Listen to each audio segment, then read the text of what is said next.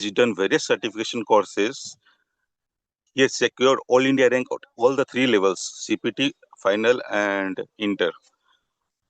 He is amongst the first. He is among the first who secured rank at all India level of three examinations. He believes in providing quality service. He is very simple, hardworking, enthusiastic, helpful, and perfectionist. So let's introduce him. Sir आप start कर सकते हैं session sir. Okay, Anandji, thank you so much. First of all, Vipulji and Anandji, thank you so much for inviting me and giving me this opportunity to interact with all of you and share my experience on Bengali.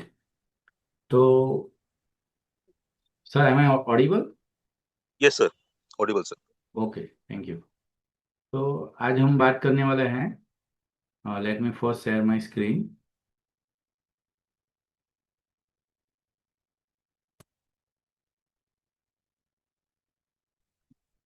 My screen is visible. Hello, Yes, hello. visible, sir. Visible. Okay, okay, thank you. Visible sir. Okay.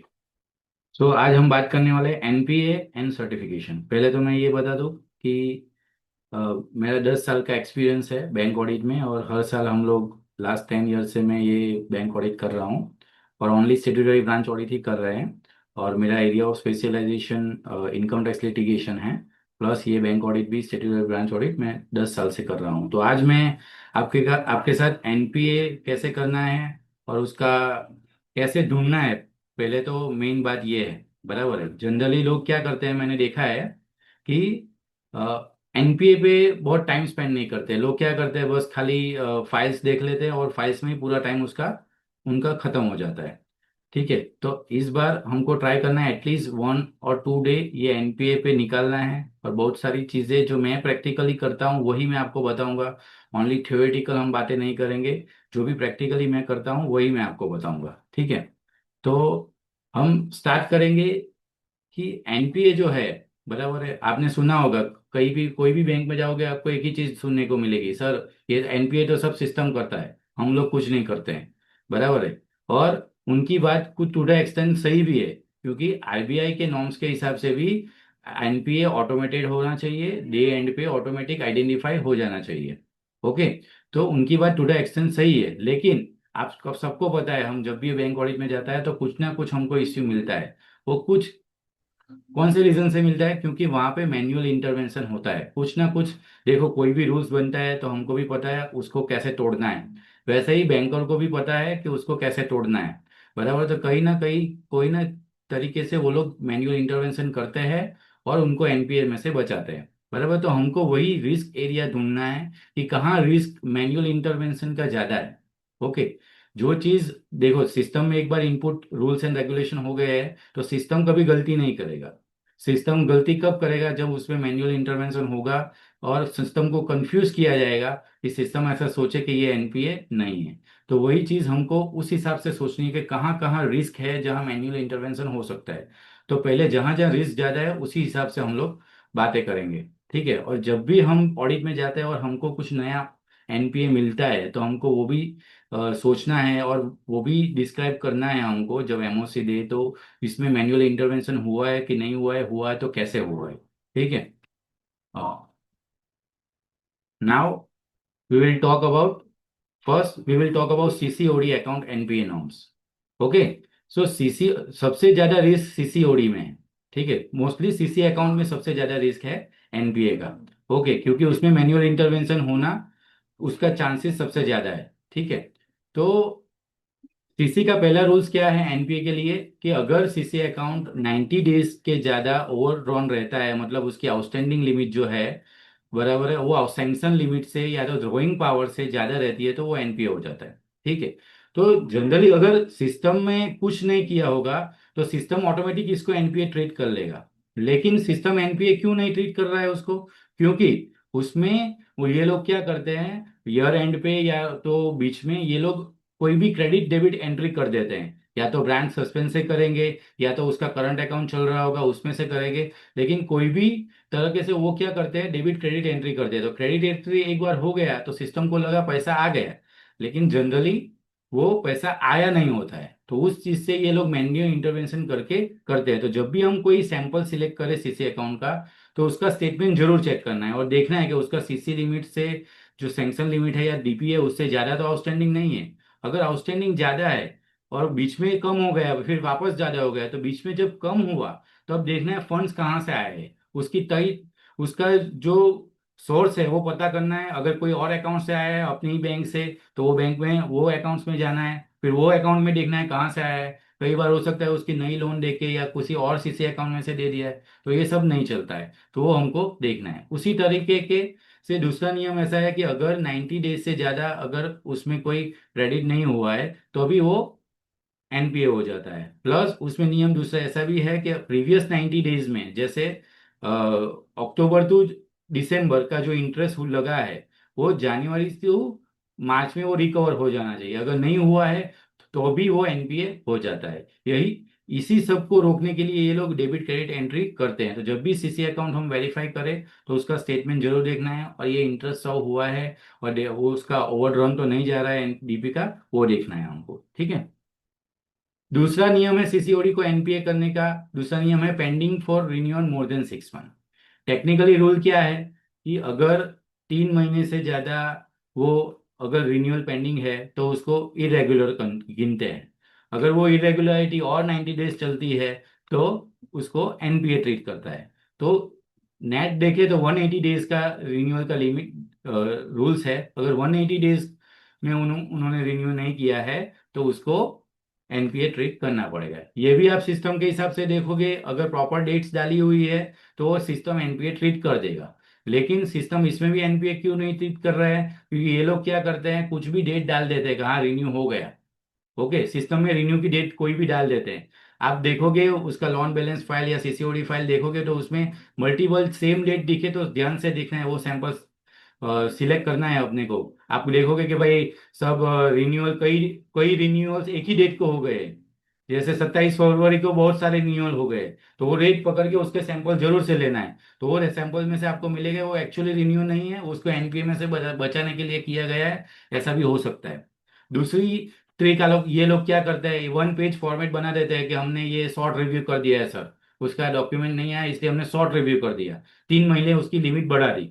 फिर ये लोग क्या बोलते हैं, जैसे अक्टूबर में due था उसका 3 महीने बना के बढ़ा के उसने दिसंबर कर दिया, तो अभी दिसंबर से 180 डेज गिनो, ऐसा बोलते हैं। लेकिन एक्चुअली रूल्स ऐसा नहीं है। एक्चुअली ओरिजिनल ड्यू डेट जो है उसकी एक्सपायरी वही से अपने को गिनना है। अगर ओरिजिनल ड्यू डेट से 180 दिवस से ज्यादा हो गया है तो अपने को उसको एनपीए ट्रीट, एक जो भी डेट जब भी खत्म होता है उसकी ड्यू डेट से 180 दिन जब भी खत्म, वो डेट को अपने को एनपीए उसको ट्रीट करना पड़ेगा। अपनी गाइडलाइंस में क्लियरली ये सब लिखा हुआ है, गाइडेंस नोट में भी क्लियरली लिखा हुआ है ये। ठीक है, तो ये चीज श्योरिटी से हमको चेक करनी है।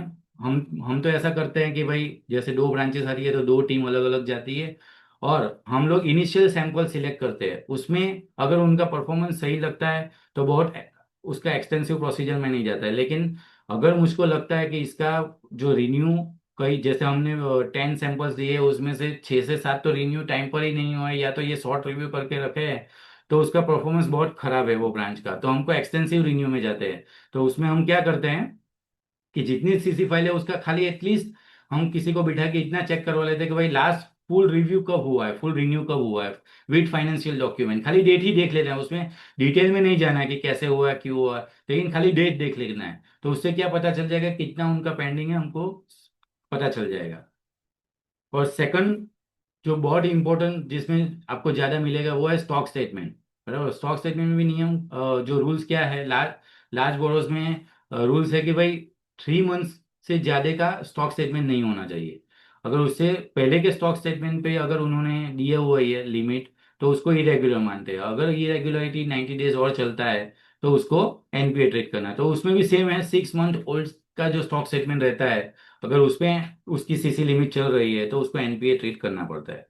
यहाँ पे भी सिस्टम क्यों एनपीए ट्रीट नहीं करता है, क्योंकि ये लोग क्या करते हैं, कोई भी स्टॉक सेगमेंट आए का ना आए, वो लोग अपने डमी फिगर्स डाल के रखते हैं। तो सिस्टम को पता नहीं चलता है कि इसका स्टॉक स्टेटमेंट आया है नहीं आया है, कब आया है कैसे आया है। सिस्टम को तो लगता है कि भाई 27 फरवरी को स्टॉक स्टेटमेंट आ गया है, तो वहां से वो 6 मंथ्स या 180 डेज गिनता है, तो उसको इरेगुलर ट्रीट नहीं करता है। तो उसको जब भी हम सैंपल में ले तो हमको क्या करना है, उनका जो स्टॉक स्टेटमेंट अपने पास जो है, बराबर है, और सिस्टम में क्या डेट डाली हुई है और क्या फिगर्स डाले हुए हैं, वो हमको चेक करना है। अगर सेम फिगर्स नहीं है तो आपको पता चल जाएगा कि यहाँ ये बैंक ब्रांच में वो सिस्टम चल रहा है कि ये लोग खुद से फिगर्स डाल रहे हैं, स्टॉक स्टेटमेंट से नहीं डाल रहे हैं। तो वो ब्रांच में आपको काफी आपको इरेगुलरिटीज मिलेगी, बराबर है। अगर स्टॉक स्टेटमेंट नहीं है, आप ऑडिट पे टाइम पे गए और स्टॉक स्टेटमेंट नहीं है, तो स्ट्रेट अवे, एक भी मंथ का नहीं है तो स्ट्रेट अवे उसको क्लासिफाई कर सकते हो एनपीए में।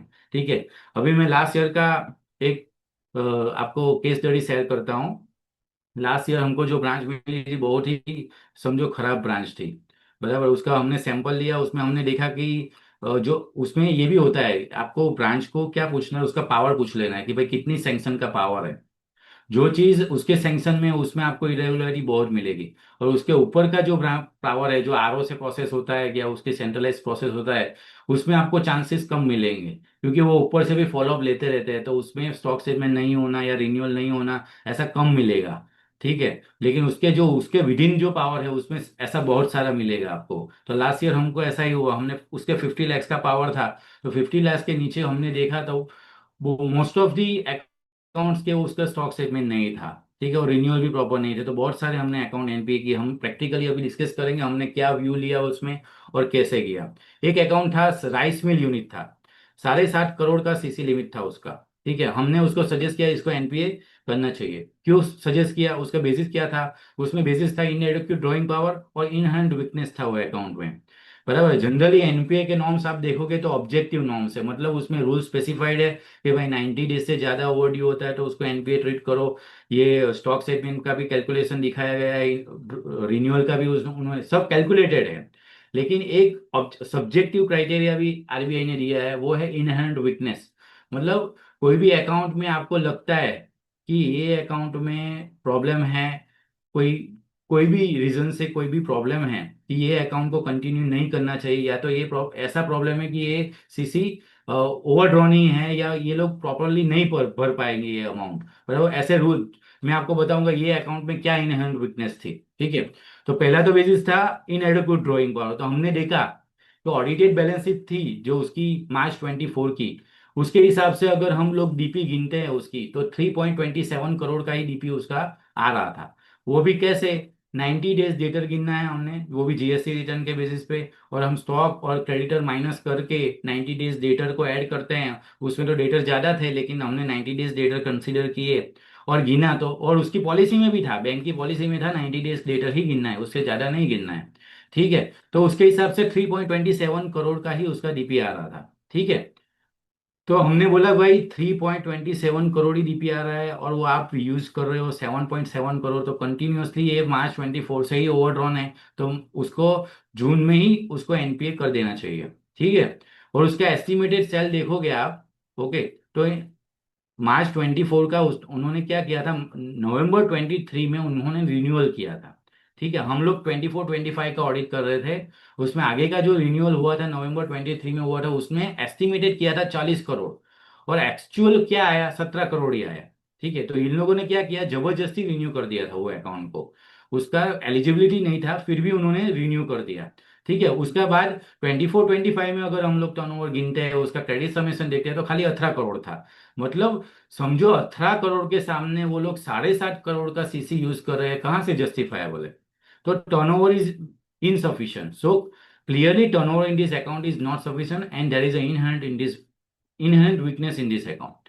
दूसरा, स्टॉक ऑडिटर भी बोल रहा था, स्टॉक ऑडिटर ने भी कहाँ बोला था उसके रिपोर्ट में, जहां वो लिखता है कि यहाँ पे सीरियस कोई प्रॉब्लम हो और उनको लगता है कि बैंक को ये अकाउंट को रिकॉल कर लेना चाहिए, या तो यहाँ पे सीरियस प्रॉब्लम है कोई अकाउंट में, ऐसा एक उनमें पैरा था, उसमें जवाब देना था स्टॉक ऑडिटर। वहां पे वो लिख रहा है सीरियस मैटर में कि आरबीआई को इसमें मैटर को देखना चाहिए। उसमें वो लिख रहा था कि turnover is not sufficient, stock and book debt is not sufficient, and debtor maturity advance to farmer, so it can not be treated as book debt but it is a loan advance.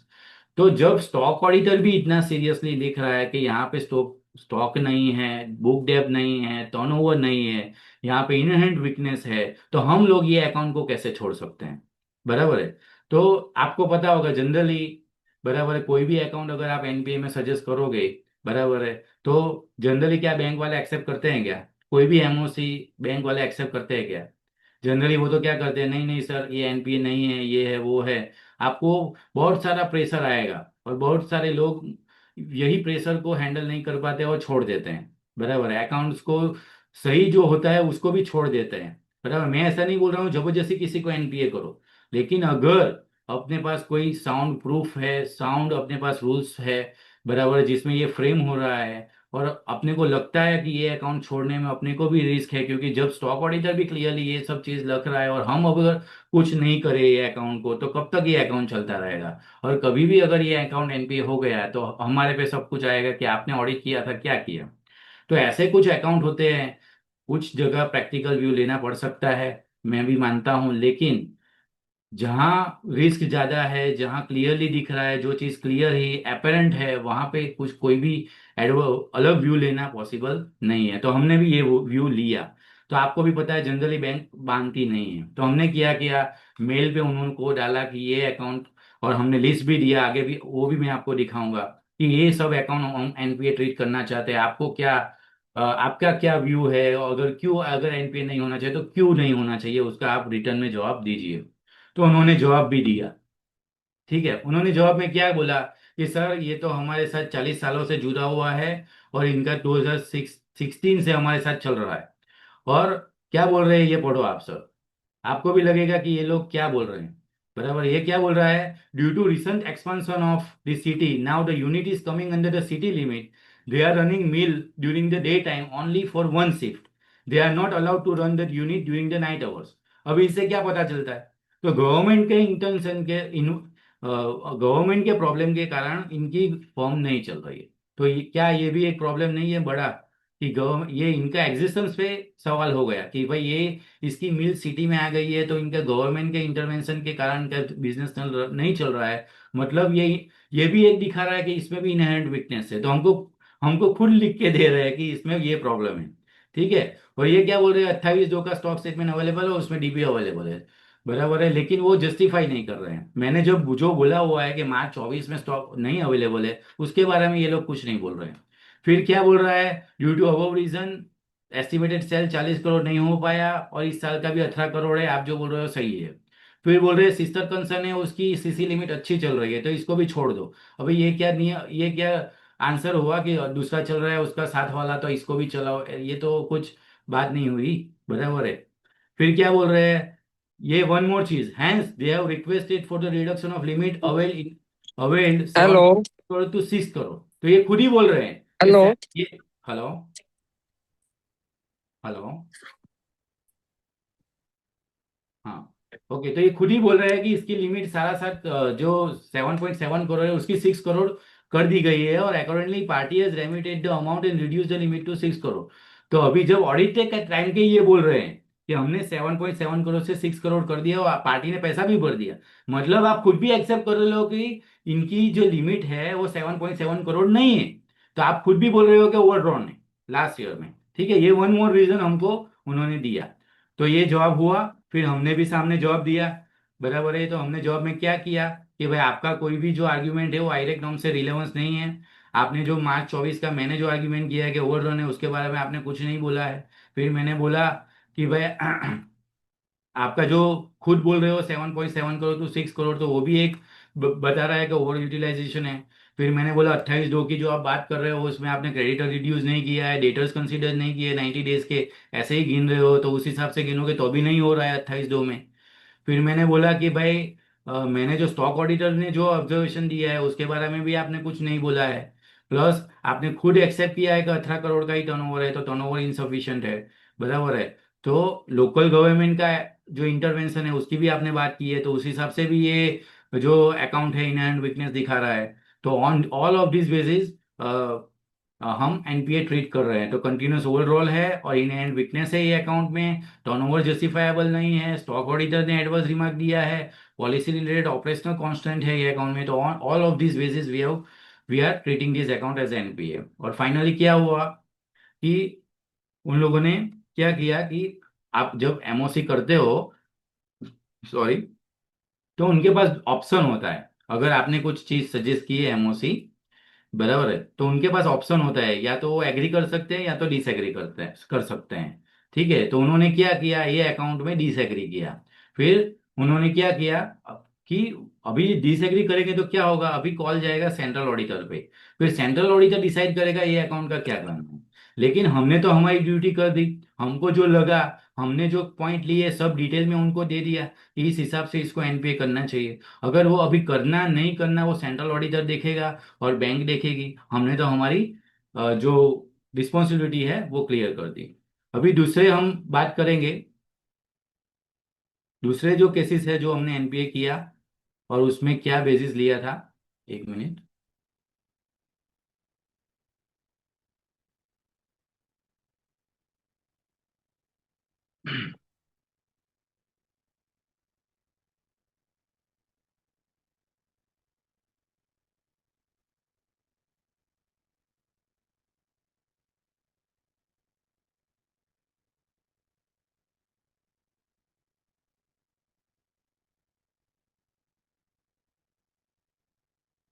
हमने एक पहले letter लिखा था bank को, फिर bank ने हमको reply दिया, उसके बाद हमने फर्दर रिप्लाई दिया है।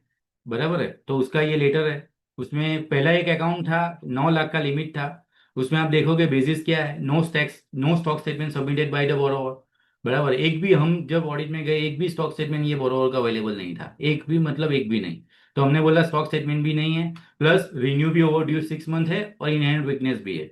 बराबर है। इसमें क्या था, क्रेडिट समय से आप देखोगे खाली 1,35,000 था। वो भी वो कोई एक सीसी लिमिट अपने पास ही चल रही थी अपनी ही बैंक में, वहां से ही सीसी में से 1,35,000 भी आया था। तो उसमें दिख रहा था ओनली इंटरेस्ट ही सर्व कर रहे हैं, और कुछ उसमें ट्रांजेक्शन ही नहीं है, मतलब बिजनेस रिलेटेड कोई ट्रांजेक्शन ही नहीं है। ठीक है, तो हमने बोला कि इसमें कोई ट्रांजेक्शन ही नहीं है तो इसमें पॉसिबल डाइवर्जन हो सकता है, क्योंकि ऑलरेडी 9 लाख का पूरा लिमिट इन लोग ओपनिंग में यूज कर चुके हैं। प्लस अगले ये साल में कोई टर्नओवर ही नहीं है, मतलब कोई फंड्स और जगह यूज हो चुके हैं, वो भी हमने बताया। और plus based on stock statement और रिन्यूअल पेंडिंग के हिसाब से हमने इसको एनपीए किया। तो वो लोग क्या बोल रहे हैं देखिए, we agree with the auditor opinion, as interest was not serviced for last 90 days, the said account already slipped into NPA on 7/4/2025। मतलब हम जब ऑडिट पे वहां पे था तब वो एनपीए सिस्टम ने किया, क्यों किया, क्योंकि इंटरेस्ट सर्व नहीं हुआ था लास्ट 90 डेज का। ठीक है, तो हमने बोला कि नहीं नहीं भाई, 7/4 को हो गया उसका मतलब नहीं है कि वो 31 को नहीं होगा, हमारे पास जो बेसिस है उस हिसाब से वो आगे ही एनपीए हो जाना चाहिए। बराबर है, तो हमने बोला भाई ऐसा नहीं चलेगा, हमको आगे ही एनपीए करना पड़ेगा। ठीक है, तो वो अकाउंट को हमने बोला कि भाई मार्च में ही आपको एनपीए ट्रीट करना पड़ेगा। ठीक है, फिर दूसरा था चिकन सेंटर। कोई चिकन सेंटर था, उसको 25 लाख की सीसी दे के रखी थी। बराबर है, no statement submitted by the borrower, एक भी इनका भी एक भी स्टॉक स्टेटमेंट नहीं था, single stock statement was not available. तो हमने बोला भाई स्टॉक स्टेटमेंट नहीं है तो उसको एनपीए करना पड़ेगा। प्लस उसमें आप देखोगे क्रेडिट समेशन 25 लाख की सीसी और क्रेडिट समेशन था ओनली 4,11,000। मतलब 25 लाख की सीसी के सामने 4 लाख का टर्नओवर क्या होता है। उसमें भी जो पैसा आ रहा था वो कोई अनोदर सीसी अकाउंट अपने पास ही था, उसमें से आ रहा था। सेम डे आ रहा है, सेम डे जा रहा है। तो ये लोग भी क्या कर रहे थे, ओनली इंटरेस्ट सर्व कर रहे थे, वो भी अपने ही पास सीसी है उससे ही सर्व कर रहे थे। तो वो एक अंदर अंदर ट्रांजेक्शन करके ये अपना अकाउंट चला रहे थे। और ओपनिंग है 25 लाख तो यूज किया हुआ ही है।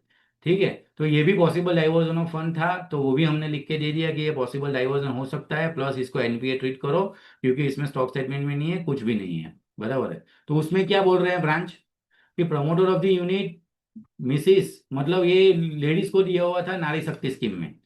तो वो बोल रही है कि भाई कैश सेल होता है इसलिए इसमें रूट नहीं हुआ है। ठीक है, और अभी बोल रहे हैं, क्या बोल रहे हैं देखो, स्टॉक एंड बुक डेप्थ statement as on 31 December 2000 is made available and sufficient DP is available.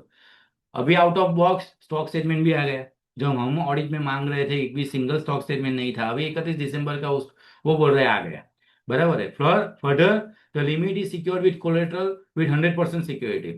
बराबर है, since the sufficient collateral is available account will be mapped under OD scheme. मतलब इनको अभी अपनी गलती समझ में आ गई कि इसको सीसी नहीं देना था, ओडी देना था, हमने गलती से सीसी दे दिया।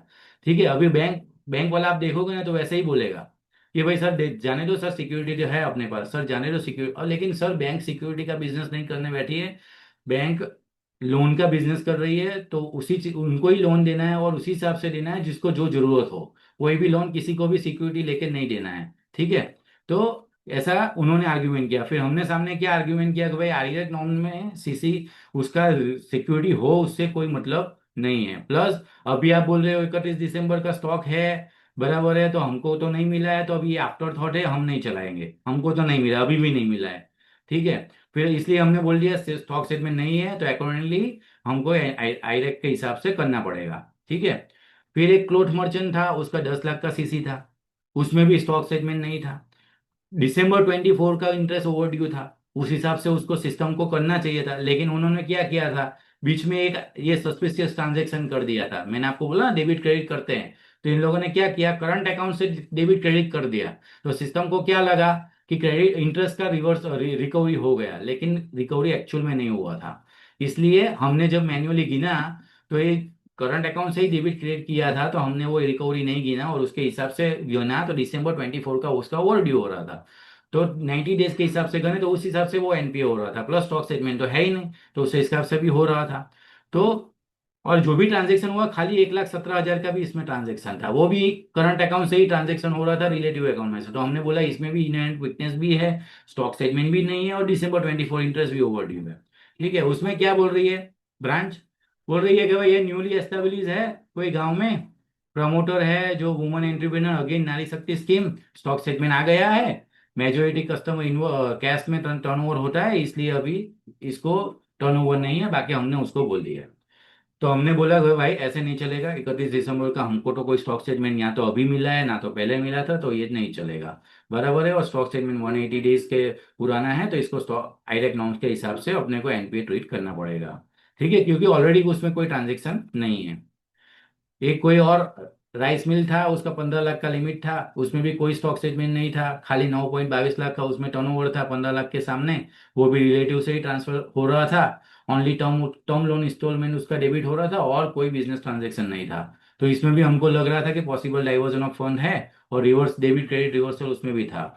इसमें क्या बोल रहा है भाई, स्मॉल राइस मिल है, सब में एक ही जॉब उन्होंने दे दिया, और सामने हमने भी बोल दिया कि हमको कोई दिसंबर का स्टॉक स्टेटमेंट मिला नहीं है, और हम ऐसा वापस पीछे से कुछ भी होगा वो हम चलाएंगे नहीं। ठीक है, उस हिसाब से ये सब उन्होंने एक्सेप्ट कर दिया। ये अकाउंट उन्होंने, बड़ा अकाउंट था वो उन्होंने एक्सेप्ट नहीं किया, उसमें डिसएग्री किया और आगे चले गए। मैंने बोला हमको कोई प्रॉब्लम नहीं है, आप डिसएग्री कर दो, आगे सेंट्रल ऑडिट अकाउंट लेगा, इस पे क्या करना है, हमारे हिसाब से तो ये एनपीए था। ठीक है, 7.7 करोड़ का अकाउंट। ठीक है, और दूसरा ये था gold loan accounts. Last year gold loan accounts बहुत सारे आप अपने व्हाट्सएप ग्रुप में भी डिस्कशन चल रहा था और कई जगह डिस्कशन चल रहा था कि गोल्ड लोन में ये लोग क्या करते थे कि जो पुरानी गोल्ड लोन होती थी उसके वो भरवाते नहीं थे, और क्या करते थे, उसको नए गोल्ड लोन दे के वो पुरानी गोल्ड लोन क्लोज कर देते on the same gold. Okay, तो एक ही गोल्ड पे डबल फाइनेंसिंग हो गया एट अ टाइम, जब पुराना क्लोज ही नहीं हुआ है। तो आपको पता होगा गोल्ड लोन में एलटीवी रेशियो होता है कि भाई 75% ही करना है बेस्ड ऑन अमाउंट्स। तो वो एट अ टाइम देखोगे तो कितना परसेंटेज उसका फाइनेंस हो, तो वो कर ही नहीं सकते हैं, तो वो लोग क्या करते थे, ऐसा करके चलाते थे। ठीक है, तो हमने ऐसे 7-8 अकाउंट पकड़े थे कि भाई हमारे सैंपल में से कि भाई ये अकाउंट है जो एनपीए करना चाहिए। क्यों? क्योंकि उसमें फ्रेश रिकवरी कुछ भी नहीं आया है, आपने नया लोन देके वो क्लोज कर दिया, इंटरेस्ट भी सर्व नहीं हुआ था, even interest was not serve. Okay, तो हमने अकाउंट, तो उसमें क्या बोल रहे हैं सर, गोल्ड एक ही बात होती है, मैंने बोला ना, देखो loan accounts are secured, gold loan regular with prompt payment. अगर प्रॉम्प्ट पेमेंट कैसे हुआ भाई, एक भी रुपया इंटरेस्ट का भी नहीं आया, प्रॉम्प्ट पेमेंट कैसे हो गया, बराबर है। Branch humble request is not to downgrade the account, we will ensure compliance with RBI guideline.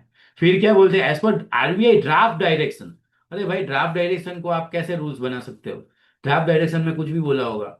ठीक है, तो उसमें इसमें भी हमने एनपीए ट्रीट किया 6-7-8 अकाउंट को, बराबर है। लेकिन इस साल इसका सिनेरियो अलग है, आगे हम देखेंगे। इस बार आरबीआई ने अलाउ कर दिया है, आगे हम देखेंगे। ठीक है, कि आरबीआई ने कैसे अलाउ किया है गोल्ड लोन में, ये जो चीज हो रही थी वो आरबीआई ने अभी अलाउ कर दिया है।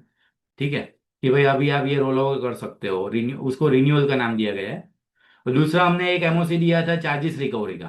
ठीक है, इसमें ऐसा हुआ था कि कोई एक जो लोन अकाउंट था जीरो बैलेंस में, हमारी बैलेंस उसमें दिख रहा था लोन बैलेंस फाइल में, तो हमने पूछा इसका जीरो बैलेंस क्यों है, सैंक्शन लिमिट बता रहा है, बराबर जीरो अकाउंट बोल रहा है, तो ऐसा क्यों है। तो हमने पूछा तो और फाइल मंगवाया, तो पता चला कि ये अकाउंट टेक ओवर हो गया है, कोई और बैंक ने टेक ओवर कर दिया है। तो फिर हमने उसका सैंक्शन टर्म्स एंड कंडीशन पढ़ा, तो उसमें लिखा हुआ था कि अगर कोई अदर बैंक टेक ओवर करता है तो उसमें पेनल चार्जेस लेना पड़ता है। तो मैंने बैंक मैनेजर से पूछा, सर मैंने आपने ले लिया तो बोलता है नहीं नहीं सर अभी नहीं लिया है। तो बोलता है तो क्यों? तो बोलते हैं हमने लेटर लिखा हुआ है। तो मैंने बोला ठीक है तो आप लेटर की कॉपी दीजिए। मैंने ऐसा पहले नहीं बोला कि लेना पड़ेगा, मैंने बोला एमओसी देना पड़ेगा, ऐसा पहले मैंने नहीं बोला। मैंने बोला सर लेटर का कॉपी दीजिए। ठीक है, तो कॉपी दे दिया उन्होंने, तो हमको अमाउंट पता चल गया कितना लेना है। ठीक है, तो उसमें पता चला 14 लाख का रुपये का उसको लेना था। फिर वो लोग क्या आर्ग्यूमेंट करते हैं, मैंने फिर उसको बोला कि सर इसका तो एमओसी देना पड़ेगा, 14 लाख रुपये आपको इनकम है, वो आपने दिखा ही नहीं है और कलेक्ट नहीं किया तो देखना पड़ता। तो वो लोग क्या बोलते हैं कि sir we are in the pursue of borrower for the retention of the account. अभी भी बोल रहा है एक्सिस बैंक ने उतना बड़ा अमाउंट, लगभग तो बड़ा अमाउंट था इसमें, लगभग 2 to 3 CR का अमाउंट था, वो ऑलरेडी एक्सिस बैंक ने डिसबर्स कर दिया, इसका अकाउंट जीरो हो चुका है, फिर भी क्या बोल रहे हैं हम लोग ट्राई कर रहे हैं रिटेंशन के लिए, ये कैसे हो सकता है? Still, we have not released original security domain and process of takeover is also under process not completed yet. अभी टेक ओवर प्रोसेस में क्या बाकी रहा? ऑलरेडी एक्सिस बैंक को इन्होंने परमिशन दे दिया है कि ठीक है आप टेक ओवर कर लो, उसके बिना वो एक्सिस बैंक टेक ओवर करता नहीं है। बराबर है? तो वो तो ऑलरेडी हो चुका है, पैसा एक्सिस बैंक ने डाल दिया, फिर भी अभी बोल रहे हैं टेक ओवर नहीं हुआ है। मैंने बोला ऐसा नहीं चलेगा भाई, ऑलरेडी टेक ओवर हो चुका है। आपको अगर अभी खाली ये चार्जेस लेके आपको डॉक्यूमेंट देना है और कुछ बाकी नहीं है। ठीक है, तो हमने बोला इसको भी करना पड़ेगा। फिर दूसरा था, वो हम बाद में बात करेंगे प्रेजेंटेशन में। ठीक है, तो अगर पहले गोल्ड लोन की बात कर लेते हैं। ठीक है, हाँ गोल्ड लोन की अगर बात करें हम, तो पहले आरबीआई ने लिख के दिया था ये सर्कुलर में 30/9/25 में कि ये सब नहीं चलेगा। Practice of rolling over loan at the end of the tenure with only part payment, non configuration of gold loan as NPA in the system, evergreening by renewing. मतलब ये लोग ही लिख के दिया था 2025 में आरबीआई ने। अभी आरबीआई क्या बोल रहा है, उनका सर्कुलर आया है जून 2025 में, उसमें अलाउ कर दिया। उन्होंने बोला है कि लैंडर में रिन्यू एन एग्जिस्टिंग लोन और सैंक्शन और top up loan upon a formal request from the borrower subject to a credit assessment in accordance with the paragraph 10. Such renewal or a top-up loan shall be permitted only within the permissible LTV, provided the loan is classified as a standard. Further, renewal of bullet repayment loan shall be allowable only after repayment of accrued interest, if any. Lender shall ensure such renewals and top-up are clearly identifiable in its core banking system or loan processing system. तो अभी ये लोग क्या बोल रहे हैं कि renewal कर सकते हो आप, मतलब इनको आरबीआई को अभी लगने लगा है कि भाई ये जो प्रॉब्लम है जेन्यून है, बराबर है, रिन्यूअल अलाउड करना चाहिए, तो इन्होंने रिन्यू अलाउ कर दिया। लेकिन कंडीशन क्या रखी है, जो बुलेट रिपेमेंट लोन होता है, मतलब जो 1 साल के लिए लोन देते हैं कि 1 साल के बाद वो ड्यू हो जाता है, वो बुलेट रिपेमेंट लोन बोलते हैं। तो ये जो बुलेट रिपेमेंट लोन होता है उसमें एटलीस्ट इंटरेस्ट तो वो रिकवर फ्रॉम ओन सोर्स होना चाहिए, मतलब उसका आप लोन नहीं दे सकते हो। तो अभी क्या होगा, ये लोग फ्रेश लोन नहीं देंगे उसको, पुरानी लोन को वो रिन्यू कर देंगे, लेकिन उसमें क्या देखना है कि इंटरेस्ट होना चाहिए और वो भी जेन्युइन सोर्स से होना चाहिए। ऐसा नहीं कि उन्होंने कोई और लोन दे दिया। तो ये गोल्ड लोन में इस बार ऐसा नहीं है कि नहीं चेक करना है, खाली इतना देखना है कि एक्रूड इंटरेस्ट जो हुआ है वो जेन्युइन सोर्स से वो हुआ है कि नहीं हुआ है। ठीक है, तो खाली गोल्ड लोन में इस बार इतना देख लेना। दूसरा ये गोल्ड लोन में मैं बताना चाहता था, वो एनपीए रिलेटेड मैटर नहीं है, लेकिन मैटर है। अभी ये जो गोल्ड लोन का रेगुलेशन जो आया है उसमें एक चीज हम लोग नहीं देखते थे, पता नहीं आप लोग में से कितने लोग देखते होंगे, कि गोल्ड लोन में हम लोग जनरली क्या करते थे कि गोल्ड लोन में अपने को क्या होता है, अपने को लगता है कि भाई ये तो अभी गोल्ड लोन, गोल्ड का जो वैल्यूएशन होता है उसके ऊपर लोन दे देते हैं, उसमें कहीं पे भी इनकम का असेसमेंट नहीं करते हैं। आपने देखा होगा कहीं पे भी उसका इनकम क्या है, उसका आईटीआर नहीं लिया होगा, कुछ भी नहीं लिया होगा, उसको जो गोल्ड का वैल्यूएशन करवा के उसका एलटीवी के बेस पे वो लोग दे देते हैं। ठीक है, लेकिन ये जो रूल्स है जो अभी ये जो आया है आरबीआई का, बराबर, उसमें पैरा 10 में आप देखोगे और पढ़ोगे तो उसमें क्या बोल रहा है, as required in terms of extant guidelines a lender may decide on a suitable approach for lending against the eligible collateral as a part of his credit risk management framework consistency inter alia with the principle of proportionality and ease of access for small ticket loans. However, detailed credit assessment, including assessment of borrower's repayment capacity, shall be undertaken in case the total loan amount against eligible collateral is about 2.5 lakh to a borrower. तो इसका मतलब क्या हुआ, अगर 2.5 लाख से ज्यादा कोई borrower को गोल्ड लोन देना है तो उसका फाइनेंशियल कैपेसिटी देख के देना है। ठीक है, खाली ओनली उसके पास गोल्ड है इसलिए दे देना है, वो नियम नहीं है। 2.5 लाख से ज्यादा अगर गोल्ड लोन है तो उसका क्रेडिट असेसमेंट होना चाहिए। जो मैंने आगे भी बोला, बैंक का बिजनेस कोलेटरल लेके पैसा देना नहीं है। बैंक का बिजनेस है लोन देना, और उसी को लोन देना जिसका फाइनेंशियल कैपेसिटी है। तो यही चीज ये आरबीआई का सर्कुलर भी बोल रहा है कि अगर 2.5 लाख से ज्यादा है तो क्रेडिट असेसमेंट करना पड़ेगा। तो अभी इसमें सेकंड चीज अपने को क्या वेरीफाई करना है कि अपनी लोन बैलेंस फाइल में अपने को फिल्टर, मतलब वो कंडीशनल फॉर्मेटिंग लगा के डुप्लीकेट नेम जो है गोल्ड लोन में वो ढूंढना है, और उसका टोटल करके देखना है कि 2.5 लाख से तो ज्यादा नहीं है। अभी ये लोग ओवरराइड करने के लिए क्या करेंगे, 2.5 लाख से नीचे 2-3 लोन दे देंगे उनको। ठीक है, तो क्रेडिट असेसमेंट नहीं करना पड़ेगा। लेकिन नियम क्या है, टू अ बोरोवर, मतलब सिंगल बोरोवर को 2.5 लाख से ज्यादा अगर फाइनेंस करना है तो आपको क्रेडिट असेसमेंट करना पड़ेगा। तो ये चीज एक एडिशनल गोल्ड लोन में देखना है। दूसरा देखना है कि अगर पुरानी उसको रिन्यू किया है तो इंटरेस्ट उसका 100 होना चाहिए। ये दो चीज गोल्ड लोन में अपने को श्योरिटी से देख लेना है। ठीक है, ये तो बात हो गई सीसी की और गोल्ड लोन की। बराबर है कि एनपीए कैसे करना है सीसी में। बराबर है। अभी हम बात करेंगे टर्म लोन की। तो टर्म लोन में देखें तो नियम क्या है, 90 डेज का है कि इंटरेस्ट एंड और principal remains overdue for more than 90 days. अभी ये टर्म लोन में आपको एनपीए मिलना बहुत मुश्किल है। बराबर है, बहुत मुश्किल इसे आपको मिलता है। ठीक है, क्यों? क्योंकि सिस्टम में वो सेट किया होता है। ठीक है, इसमें मैनुअल इंटरवेंशन करना थोड़ा मुश्किल है उन लोगों के लिए, लेकिन इसमें भी मैनुअल इंटरवेंशन तो करते ही हैं। तो वो कैसे करते हैं आगे देखेंगे। ठीक है। हाँ, तो हम लोग क्या करते हैं इसको ढूंढने के लिए कि इसको ढूंढे कैसे, क्योंकि सीसी फाइल तो क्या होती है, कई बार हम जो ब्रांच हम लोग ऑडिट करते हैं जो स्मॉल एंड मीडियम जो कैटेगरी के जो है, जैसे हमने भी जो ऑडिट किया है, समझो 200 200 का समझो हमने ऑडिट किया है, तो उसमें जनरली सीसी फाइल नंबर्स में कम होती है, तो हम लोग उसमें डिटेल में वेरिफिकेशन करके कर सकते हैं। लेकिन लोन बैलेंस अगर टर्म लोन देखे तो बहुत सारी नंबर्स में टर्म लोन होती है, तो हम एक एक को वेरीफाई नहीं कर सकते हैं। ठीक है, तो हमको ढूंढना कैसे है कि इसमें कहाँ प्रॉब्लम होता है, जो मैं अपनी देसी हिसाब से करता हूँ वो आपको बताता हूँ। ठीक है, मैं क्या करता हूँ, जो अपनी लोन बैलेंस फाइल है उसमें क्या एक कॉलम ऐड करता हूँ, उसमें आउटस्टैंडिंग बैलेंस जो है वो सैंक्शन लिमिट से ज्यादा है कि नहीं है वो देखता हूँ। अगर आउटस्टैंडिंग बैलेंस जनरली तो सैंक्शन से ज्यादा होना ही नहीं चाहिए, अगर ज्यादा है तो क्यों ज्यादा है वो देखते हैं। ठीक है, एक एक्सेल फाइल अगर मैं खोल के आपको दिखाऊं।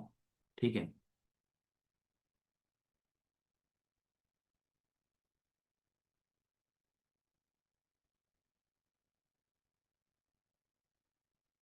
आप अगर बैंक में देखोगे, कई बैंक में ऐसा सिस्टम होता है। बराबर, अकाउंट नंबर, अकाउंट टाइप। बराबर, हमने देखो ये एनालिसिस करा है तो रीजन ऑफ डाउट लिखे है कि भाई ये अकाउंट मैंने क्यों सैंपल में सिलेक्ट किया है एनपीए के लिए। तो उसमें मैंने लिखा है मोर देन 3 इयर्स उसका हो चुका है और रिकवरी 10% से कम है। ईएमआई जो आउटस्टैंडिंग है वो ग्रेटर देन 2.9 है। वो देखते हैं कैसे करना है। ठीक है, इसमें मैंने एक कॉलम ऐड कर दिया, आउटस्टैंडिंग ग्रेटर देन लिमिट। तो जिसका जिसका आउटस्टैंडिंग उसमें ज्यादा होगा वो अकाउंट में सिलेक्ट करूंगा कि इसमें क्यों ज्यादा है। आउटस्टैंडिंग आप देखोगे इसका लिमिट जो है 30 लाख का है, उसका आउटस्टैंडिंग है 36 लाख। तो ये कैसे हो सकता है? तो उसका रीजन जानने के लिए हम लॉन स्टेटमेंट वेरीफाई करेंगे। बराबर है, जनरली हम लोग फाइल नहीं निकलवाते हैं उसकी, ये जो पुरानी फाइलें होती है, जो जनरली हम कौन सी फाइल चेक करते हैं, जो हमारे पीरियड में सैंक्शन हुआ है, वही फाइल करते हैं। लेकिन कोई कोई चीज में सैंपल में आप पुरानी फाइल भी निकलवाओ, बहुत अच्छी चीज मिलेंगी। अब हम आगे डिस्कस करेंगे, हमको 2.5 करोड़ का टर्म लोन हमको एनपीए मिला, और वो भी हमको फाइल निकालने के बाद मिला, बहुत ही अच्छा मिला। आपको मिलेगा, आपको बताऊंगा आगे कैसे मिला। ठीक है, तो ये सब हमने सैंपल में सिलेक्ट किया कि भाई इसका उसका जो very high outstanding greater than limit. ठीक है, तो एक कॉलम ये ऐड करेंगे तो हमको पता चलेगा कि इसका इसका तो हमको रीजन जानना है कि क्यों ये ज्यादा हो गया। इसका वन ऑफ द रीजन ये भी है कि कई बार पहले ऐसा होता था कि इंटरेस्ट रेट बहुत कम था तो उसका ईएमआई कम था, लेकिन अभी इंटरेस्ट रेट ज़्यादा हो गया है तो उसका जो ईएमआई है वो सफिशिएंट नहीं है। तो इसमें ये लोग क्या करते हैं, आरबीआई का क्लियर गाइडलाइन है कि सबको आपको बोरोवर को लेटर लिखना है और बोलना है कि आप ईएमआई रिसेट कराओ, या तो पीरियड कुछ भी एक्सटेंड कराओ, कुछ भी कराओ। लेकिन ये बैंकर्स क्या करते हैं, उसको लेटर लिखते नहीं, या तो लेटर लिखते हैं तो कस्टमर नहीं आता है, उसके कारण उसका जो ईएमआई है वो सफिशिएंट नहीं है। तो क्या होता है, इंटरेस्ट की जितना भी पैसा वो नहीं आता है, तो उसके कारण इसका आउटस्टैंडिंग ऊपर चला जाता है। ठीक है, फिर एक कॉलम ऐड करना है, एक इरेगुलरिटी अमाउंट होता है जो कॉलम दी हुई होती है, उसमें हम ऐड करेंगे इरेगुलरिटी डिवाइड बाय ईएमआई। तो उससे हमको पता चलेगा कि भाई कौन कौन जो है नजदीक में है, 3 EMI से ज्यादा हो रहा है। जनरली 90 डेज का जो रूल्स है, लेकिन हम 3 EMI अगर पकड़ के चलते हैं, बराबर, तो ये 3 EMI है, फिर भी वो ऑल नियर बाई 3 है, बराबर। इरेगुलरिटी डिवाइड बाई उसका जो नेक्स्ट ड्यू इंस्टॉलमेंट मतलब EMI। तो हमने क्या किया, ये इरेगुलरिटी डिवाइड बाई ये किया, तो हमको फिगर मिला कि ये 2.99 EMI ओवर ड्यू है।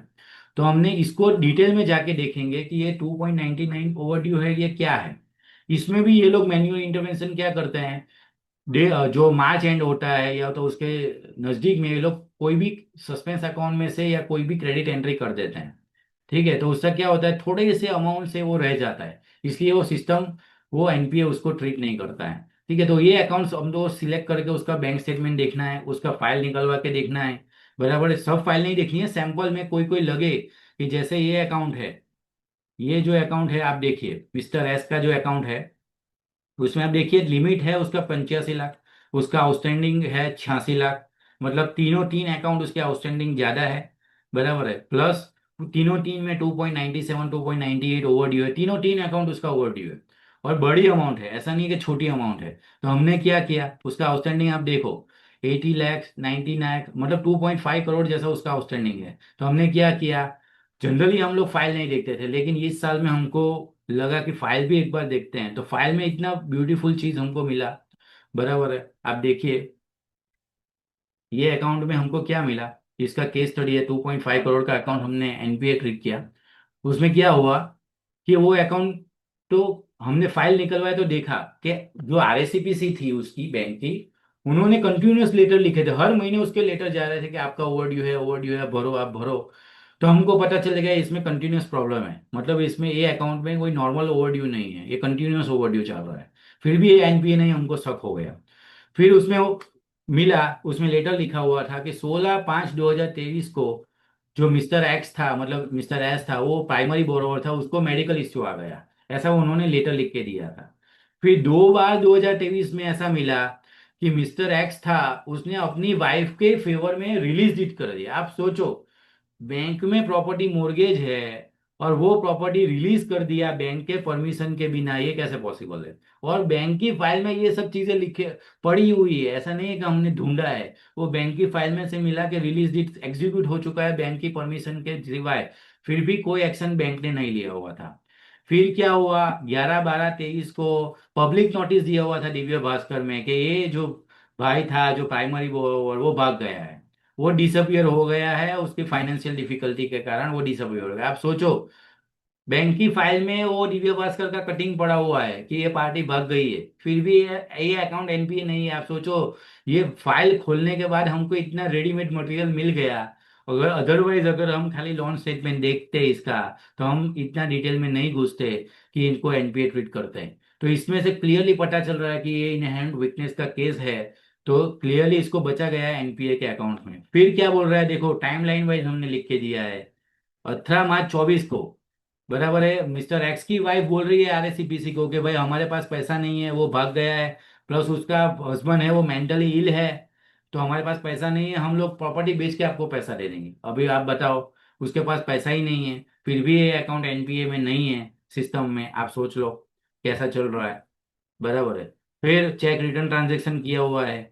फिर तो हमने क्या बोला उनको, considering the lake of proper recovery, continuous overdue status, unauthorized action regarding the release deed, we assert the presence of inherent weakness in this account, warranting the classification of entire advance as a NPA.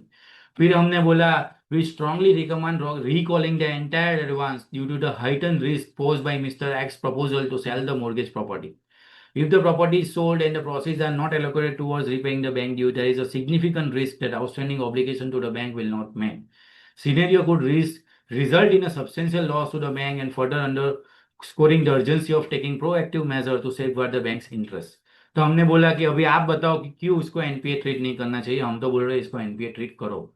ठीक है, उसके बाद उनका reply आया जो अभी मैं produce नहीं कर रहा हूँ, लेकिन उसके रिप्लाई में उन्होंने क्या बोला कि सिस्टम तो एनपीए नहीं ट्रीट कर रहा है। तो हमको भी कहीं पे डाउट था कि सिस्टम उसको एनपीए क्यों ट्रीट नहीं कर रहा है, क्यों, ये इसका ईएमआई तो कम है, फिर एनपीए क्यों उसको नहीं किया है सिस्टम ने। तो फिर उन्होंने क्या किया था, उसके रिप्लाई में हमको एमोर्टाइजेशन शेड्यूल दे दिया। बोलता है देखो ये सिस्टम, ये शेड्यूल के हिसाब से ये 90 डेज के ज़्यादा ओवरड्यू नहीं होना चाहिए।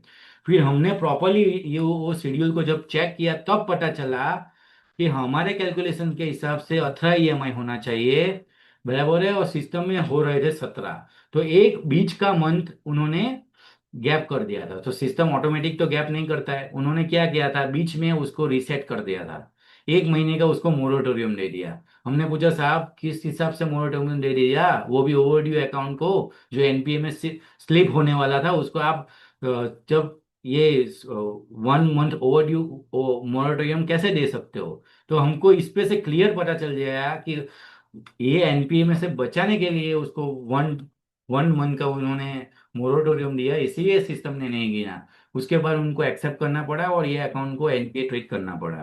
तो ये जो बेसिक जो एनालिसिस है आप ये जो करोगे, जो मैंने अभी यहाँ पे दिखाया हुआ है कि ये आउटस्टैंडिंग से ज्यादा अगर है सैंक्शन, लिमिट से ज्यादा है आउटस्टैंडिंग, तो वो अकाउंट्स खास चेक करो।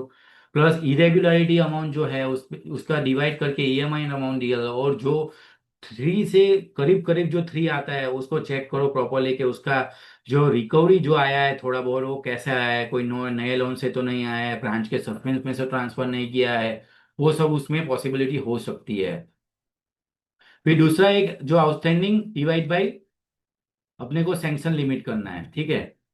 तो उसमें आपको पता चलेगा कि उसका रिकवरी परसेंटेज क्या है, ठीक है।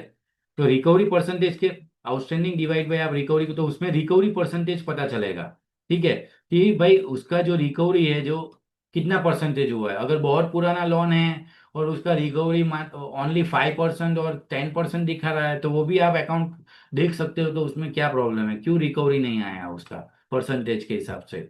प्लस 1%, कोई एक ही पर्सन को मल्टीपल लोन दिया गया है और सब इरेगुलरिटी है जो हमने अभी देखा, तो वो भी आप देख सकते हो, ठीक है। उसमें आप डुप्लीकेट फंक्शन करोगे तो ऐसा रेड रेड दिखाएगा, ठीक है, डुप्लीकेट वो उसमें यूज करोगे आप। हाँ, जो कस्टम फिल्टर है इसमें आपको पता ही होगा, कंडीशनल फॉर्मेटिंग आता है यहाँ पे, बराबर है। Custom conditional formatting highlight cell value duplicate value करोगे तो डुप्लीकेट जो भी नाम होंगे वो आ जाएंगे। तो अगर मल्टीपल नाम दिखते हैं, एक ही आदमी को 4-5 लोन दिया हुआ है, तो वो खास देखने के वो भी सब वापस इरेगुलर है, तो वो लोन खास देखनी है। तो ये हो गया लोन बैलेंस फाइल का एनालिसिस जो मैं करता हूँ, उसमें से कहीं ना कहीं चीजें हमको मिल जाती हैं, ठीक है। वो ये अकाउंट हमने डिस्कस कर लिया। अभी और क्या चीज है जो हम कर सकते हैं। तो एक जो एनपीए में हमको करना है, जो एज ऑन डेट एनपीए वो तो है, लेकिन उसमें ऐसा होता है कि कई अकाउंट्स को एनपीए में से निकालने के लिए जो जेन्युइन रिकवरी नहीं होती है और उनको कुछ और लोन देके वो लोग रिकवर कर देते हैं वो अकाउंट को, तो वो भी हमको चेक करना है कि कौन कौन से अकाउंट ये साल में एनपीए में से रिकवर हुए हैं और उसको कैसे रिकवर हुआ है। अगर आप स्ट्रेट अवे मांगोगे ना वो बैंक के पास कि सर वो एनपीए का रिकवरी का लिस्ट दे दोगे, कोई नहीं देगा आपको, ठीक है। तो उसके लिए आपको एक्सेल में वर्किंग करना पड़ेगा, ठीक है। तो अगर उसका वर्किंग देखें हम लोग, तो मैं जो करता हूँ सिंपल, कई लोग फास्टर भी करते होंगे, जैसे चेतन भाई विश्रुत है जो लास्ट आपका लिया होगा, उन्होंने एआई यूज किया होगा, बराबर है, और उनको पावर क्वेरी पावर जिसको भी आता है वो उसके उसको मतलब फास्ट भी कर सकते हैं, लेकिन मैं अपने जिस हिसाब से करता हूँ वो आपको दिखाता हूँ, ठीक है। मैं कैसे करता हूँ, आपको क्या करना है, एक तो मार्च 25 का एनपीए का रिपोर्ट लेना है, ये मार्च 25 का एनपीए का रिपोर्ट है। प्लस हर मंथ का एक एक डेट का, कोई भी रैंडम डेट का एक एनपीए का रिपोर्ट ले लेना है, ठीक है। आप देखोगे यहाँ पे देखो 21/2/25 का है, 23/1/25 का है, दिसंबर 24 का है, 15/11/24 का है, सब ये हर एक मंथ का एनपीए का रिपोर्ट है, ठीक है। उसको फिर क्या किया मैंने, एक अकाउंट में मर्ज कर दिया, एक सीट में मर्ज कर दिया। आप देखोगे यहाँ पे तो 21/2 का एनपीए आ रहा है, फिर आप नीचे जाओगे तो 23/1 आया, ठीक है। हर एक को मर्ज कर दिया मैंने, एक ही सीट में मर्ज कर दिया, ठीक है। वो मर्ज करने के बाद मैं क्या करूंगा, यहाँ पे फॉर्मूला लगाऊंगा डेटा, बराबर है, और यहाँ पे उसको सिलेक्ट करके यहाँ पे आता है, बराबर, रिमूव डुप्लीकेट्स, उसमें रिमूव डुप्लीकेट्स करूंगा, unselect all. Account number wise अपने को ढूंढना है कि कौन है डुप्लीकेट, बराबर है। अकाउंट नंबर वाइज मैंने डुप्लीकेट निकाला, आप देख सकते हो 3592 अकाउंट डुप्लीकेट है और 436 यूनिक वैल्यू फाउंड, मतलब 436 अकाउंट ऐसे है जो पूरे साल में कोई भी एक बार वो एनपीए में एनपीए थे। ठीक है। अभी हमको क्या करना है, ये अकाउंट को, ये जो आए उसको हमको मार्च 25 के साथ कंपेयर करना है। ठीक है। तो मार्च 25 का जो अकाउंट का लिस्ट है उसको मैं कॉपी करूंगा, कंट्रोल C। ठीक है। और यहाँ पे पेस्ट करूंगा नीचे। ठीक है। यहाँ पे पेस्ट करूंगा। ठीक है। यहाँ पे जैसे ही पेस्ट करूंगा, फिर यहाँ पे हमको कंडीशनल फॉर्मेटिंग करना है। Conditional format highlight the duplicate values. Okay, duplicate जैसे ही मैं करूंगा तो आप देखोगे यहाँ पे सब डुप्लीकेट आ गया। यहाँ पे डुप्लीकेट आ गया उसका मतलब क्या होता है, मतलब ये अकाउंट 31 मार्च 25 को भी एनपीए है। तो ये अकाउंट को हमको नहीं देखना है। हमको कौन से अकाउंट देखने हैं, जो डुप्लीकेट नहीं है। बराबर है। तो हमको कलर वाइज फिल्टर कर देना है। तो इतने अकाउंट हमको मिले हैं जो रिकवर पूरे साल में हुए हैं। ठीक है। तो इतने अकाउंट हमको देखने हैं कि भाई रिकवर हुए हैं, तो कैसे रिकवर हुए, जेन्युइन रिकवरी है कि इन लोगों ने ऐसे तैसे करके कोई भी क्रेडिट डेबिट करके रिकवर किया है, या कोई लोन देके किया है, क्या है। तो इतने अकाउंट को हमको देख लेना है। ठीक है। तो ऐसे आप loan during recover, NPA account recover during the year का लिस्ट आप चेक कर सकते हो और ढूंढ सकते हो। ठीक है। ये तो हुआ एनपीए रिकवरी चेक। बराबर है। दूसरा है कैसे ढूंढना है एनपीए। तो इसमें से आपको कई सारे हमको मिलते हैं कि भाई जो रिकवरी होती है वो जो प्रॉपर नहीं होती है, कोई और लोन देके उनको रिकवर किया होता है। तो ऐसे वो अकाउंट्स आपको मिलते हैं। ठीक है। दूसरा है एन प्रोबेबल एनपीए अकाउंट। आपको पता होगा एसएमए अकाउंट होता है, स्पेशल मेंशन अकाउंट। ठीक है। हर एक बैंक को SMA 0, SMA 1, SMA 2, मतलब जो अकाउंट 1 से 3, 30 तारीख, 30 दिन तक ओवरड्यू होता है उसको SMA 0 बोलते हैं। फिर 30 दिन से 60 दिन वाला SMA 1 होता है। फिर मोर देन 60 डेज होता है वो SMA 2 होता है। तो SMA 2 वाले जो अकाउंट है वो ऐसे है कि जो 60 डेज से ज्यादा ओवरड्यू चल रहे हैं, फिर भी वो एनपीए अभी नहीं हुए हैं, बिकॉज वो 90 डेज से ओवरड्यू नहीं है। लेकिन अपने को ऐसे अकाउंट ढूंढने को जो SMA 2 में कौन से है, तो ये लोग क्या करते हैं इसमें भी, उसको एनपीए में से बचाने के लिए वो डेबिट क्रेडिट एंट्री कर देते हैं, या तो कोई भी ब्रांड सस्पेंस अकाउंट में से एंट्री करके इनको बचा देते हैं। ऐसा कोई भी मैनुअल इंटरवेंशन करके ये लोग अकाउंट्स में से बचाते हैं। तो उसको हमको क्या करना है, वो सेम वे जो एनपीए का मैंने जो अभी बताया ना आपको, हर एक डेट का, हर मंथ का एक डेट ले लो, बराबर है, और मार्च का डेट ले लो, बराबर है, उसके साथ कंपैरिजन करो, मर्ज करके डुप्लीकेट वैल्यूज उड़ा के, वो सेम वो SMA 2 में करना है। SMA 2 का हर एक मंथ का रिपोर्ट ले लो, बराबर है। हाँ, और दूसरा अभी एनबीए का हर डे एंड का रिपोर्ट होता है। बैंक वाला आपको कंफ्यूज करे कि सर हमारे पास वो हमको मार्च एंड का ही मिलेगा, उसका पहले का नहीं मिलेगा, तो ऐसा कुछ होता नहीं है। हर रोज का एनपीए का रिपोर्ट होता है। ठीक है। तो आपको कंफ्यूज करे तो आपको बोलना है भाई आरबीआई के नियम के हिसाब से, रूल के हिसाब से हर हर डे एंड का होता है। तो यही हिसाब से आपको SMA 2 पर हर एंड का मिल जाएगा आपको।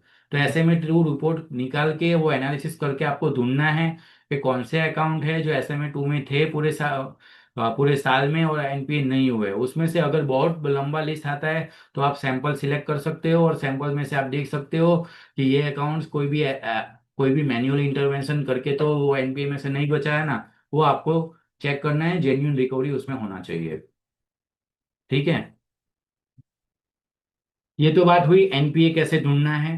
अभी इसमें आपको पता होगा जब भी कोई अकाउंट एनपीए ट्रीट करते हैं तो उसका अनरियलाइज जो इनकम होता है, जितनी भी अनरियलाइज इनकम हो, वो अनरियलाइज इंटरेस्ट हो, अनरियलाइज प्रोसेसिंग फी हो हमको रिवर्स करना पड़ता है। ठीक है। तो अनरियलाइज इंटरेस्ट क्या, इनकम कैसे गिनना है, तो जो लास्ट अपना जो रिकवरी आया है उसके बाद जो भी इंटरेस्ट लगा होगा या चार्जेस, वो तो स्ट्रेट अवे रिकवर्ड है। ठीक है। जनरली तो सिस्टम ही गिन लेता है ये सब, उसमें प्रोसेस मतलब और एरर होने का चांसेस कम है। लेकिन हमको एक एक दो अकाउंट में या तो सैम्पलिंग बेसिस पे ये चेक कर लेना है। ठीक है। कई बार ऐसा होता है कि पैसा एडवांस में आ चुका होता है लोन का, तो वो लोग ऐसा बोलते हैं सर ये जो पैसा आगे आया हुआ है वो एडवांस है, तो उसमें ये इंटरेस्ट रिकवरी आ गया है। लेकिन उसमें एडवांस अगर होता है तो उसमें स्पेसिफिकली आरबीआई का गाइडलाइंस है कि उसको अलग अकाउंट में पार्क करना पड़ता है, और फिर धीरे धीरे इसको ट्रांसफर करना पड़ता है। तो वो सब फॉर्मेलिटी हुई है कि नहीं हुई है वो अपने को चेक करना पड़ेगा। ठीक है। तो अनरियलाइज इनकम जो भी, there are credit subsequent to the interest debited into account, तो जो सब्सिक्वेंट क्रेडिट होगा उसी को रिकवरी माना जाएगा, उसके पहले का जो रिकवरी होगा उसको रिकवर माना जाएगा नहीं।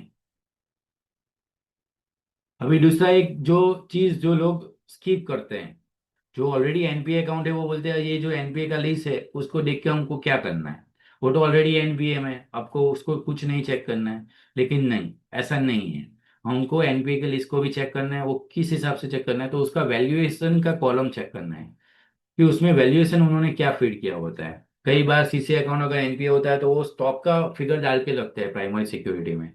लेकिन आपको पता होगा अगर बहुत पुरानी सीसी है तो उसमें स्टॉक होगा ही नहीं। बराबर है, अगर हुआ होगा तो आपने विजिट किया होगा तो पता चलेगा ना स्टॉक है कि नहीं है, बैंकर नहीं। वो होगा नहीं, आपका इंस्पेक्शन रिपोर्ट भी नहीं मिलेगा। तो उसमें जनरली स्टॉक जीरो ही गिनना चाहिए। लेकिन अगर स्टॉक है तो उसमें नियम है आरबीआई का, अगर 5 करोड़ के ज्यादा सीसी लिमिट है तो एन्युअली उसको स्टॉक ऑडिट करवाना पड़ेगा। ठीक है, अगर रिमूवेबल प्रॉपर्टी सिक्योरिटी में लिखा हुआ है तो उसको हर 3 साल में उसको वैल्यूएशन करा के वो वैल्यूएशन ही उसमें डालना है। तो हमको सिक्योरिटी वैल्यूएशन देख लेना है एक बार कि कौन सा डाला हुआ है। ठीक है, जैसे कार लोन उसमें आपको एनपीए में दिख रहा है और कार लोन में अभी भी सिक्योरिटी वैल्यू दिख रहा है, तो आपको पूछ सकते हो भाई कार कहाँ है बताओ।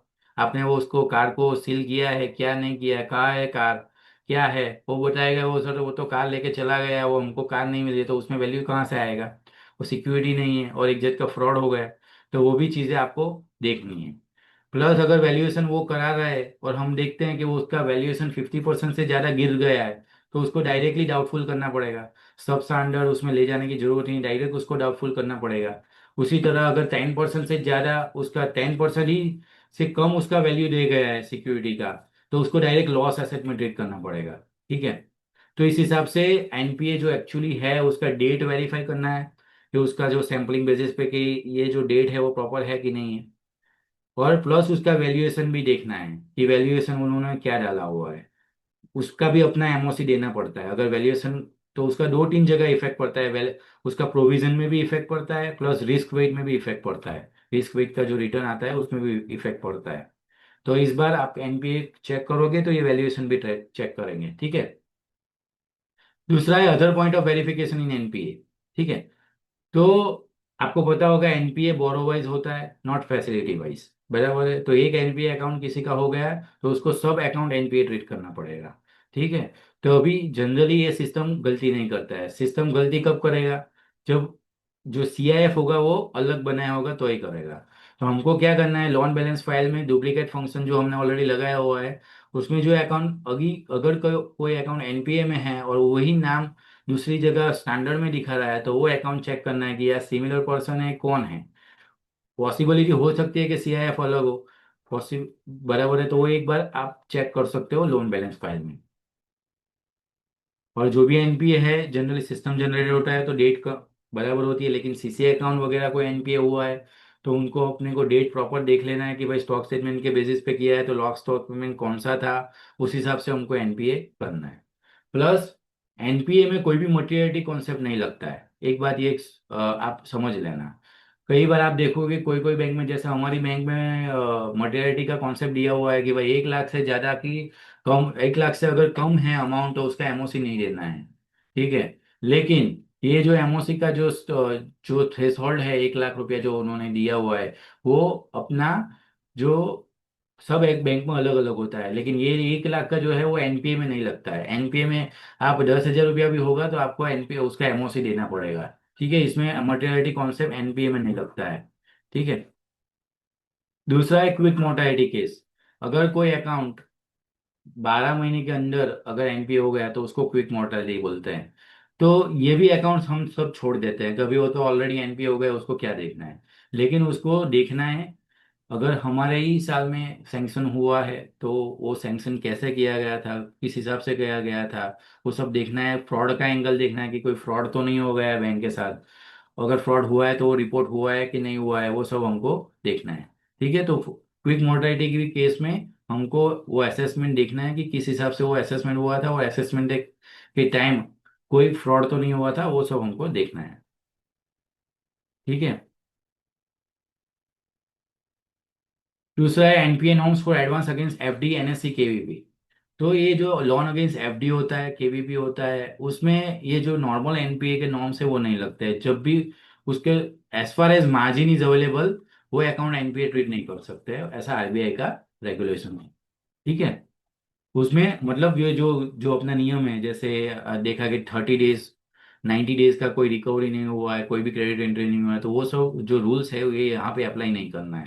ठीक है, क्योंकि उसमें अपने पास यही चीज में एक है कि जो सिक्योरिटी बैंक देखती है, ठीक है, बाकी कोई चीज में नहीं दिखती है।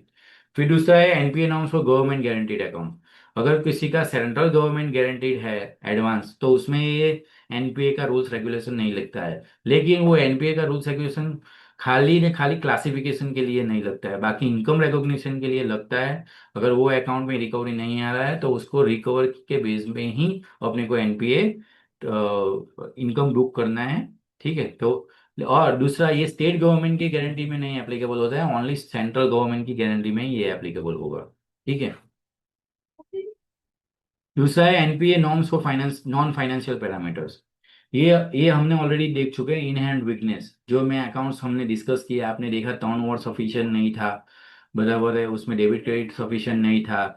दूसरी, कोई गवर्नमेंट का इंटरवेंशन हो गया उसके बिजनेस में, उनके उनके कारण उनका बिजनेस नहीं चल पा रहा है। तो ये जो फैक्टर्स है वो दिखा रहा है कि इसमें अकाउंट में इन हैंड वीकनेस है। ठीक है, तो ये अकाउंट्स भी इसके हिसाब से भी आप वो ट्रीट कर सकते हो। ठीक है।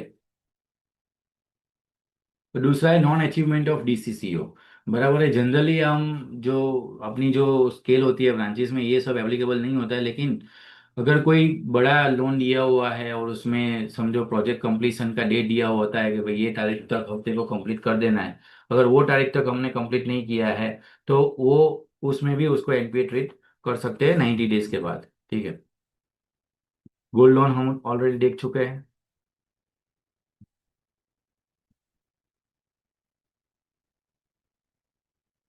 ओके। अभी है gold loan norms for agriculture advance, बराबर, एनपीए नॉर्म्स।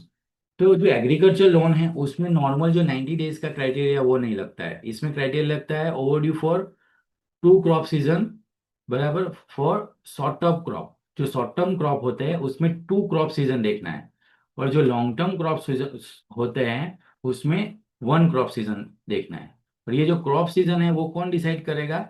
तो respective SLBC of the state, मतलब हर एक स्टेट में state level banking committee decide की गई है, वो डिसाइड करते हैं कि इसमें क्रॉप सीजन कौन सा देखना है।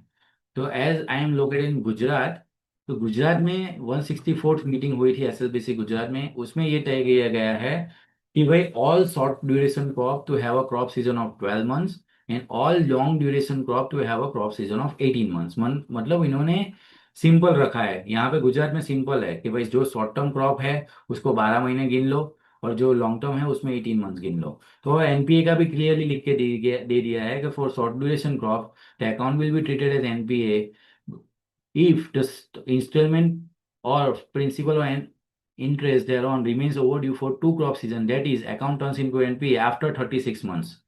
इसमें भी आफ्टर 36 मंथ है फ्रॉम द सैंक्शन डेट। बराबर है, मतलब सिंपली अपने को क्या देखना है, सैंक्शन डेट से अगर 36 मंथ ज्यादा हो गया है तो उसको एनपीए ट्रीट करना पड़ेगा।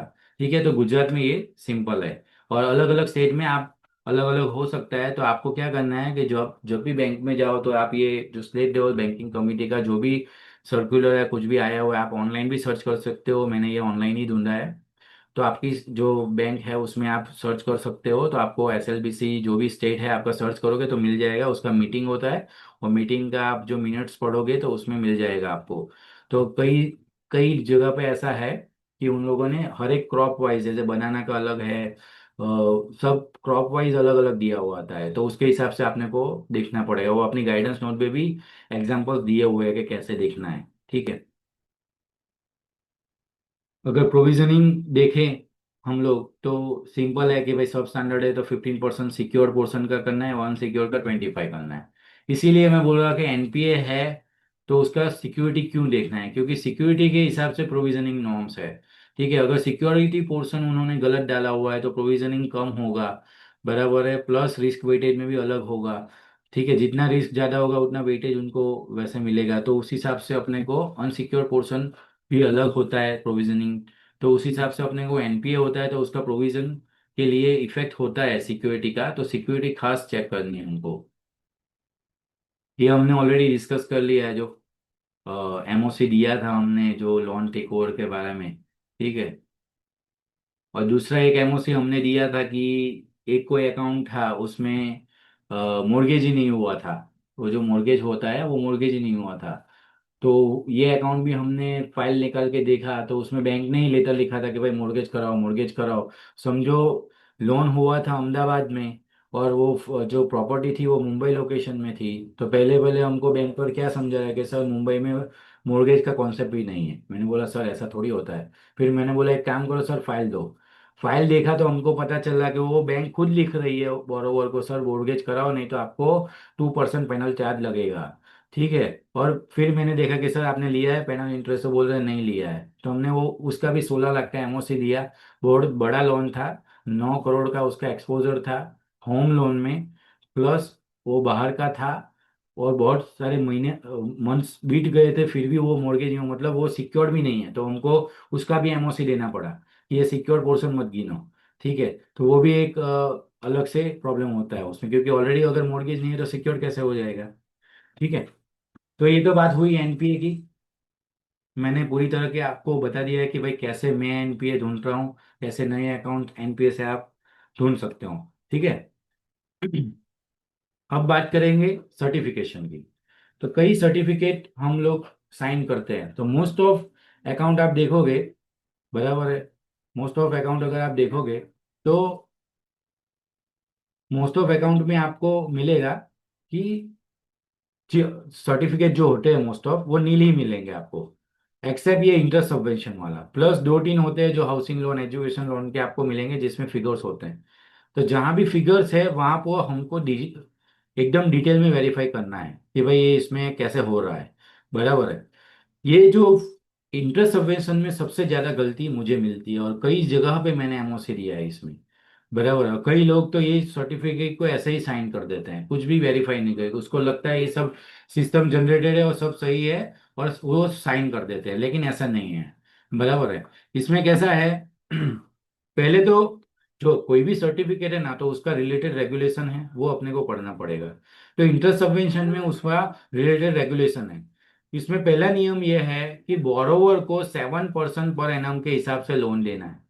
हम लोग एक ब्रांच में गए थे तो हमने चेक किया कि उसको कितने परसेंट पे फार्मर को लोन दिया हुआ है तो हमने वो अपने टेस्ट चेक में वो हमको पता चला कि उन्होंने सब 12% पे लोन लिख दे के रखा है सब बोरोवर को 12% पे दे के रखा है। हम तो यही एज्यूम करेंगे कि ये तो केसीसी कैटेगरी में दिया हुआ है किसान क्रेडिट कार्ड में वो लोन खुला हुआ है।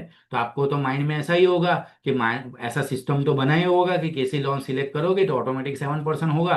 लेकिन ऐसा नहीं था 12% पे वो लोग चार्ज कर रहे थे। फिर हमने देखा सभी लोन वही होते। फिर हमने वो कैलकुलेशन करा के हमको लगभग हमने 35 लाख का एमओसी देना पड़ा सब इंटरेस्ट रिवर्सल करवाया उनको। ठीक है।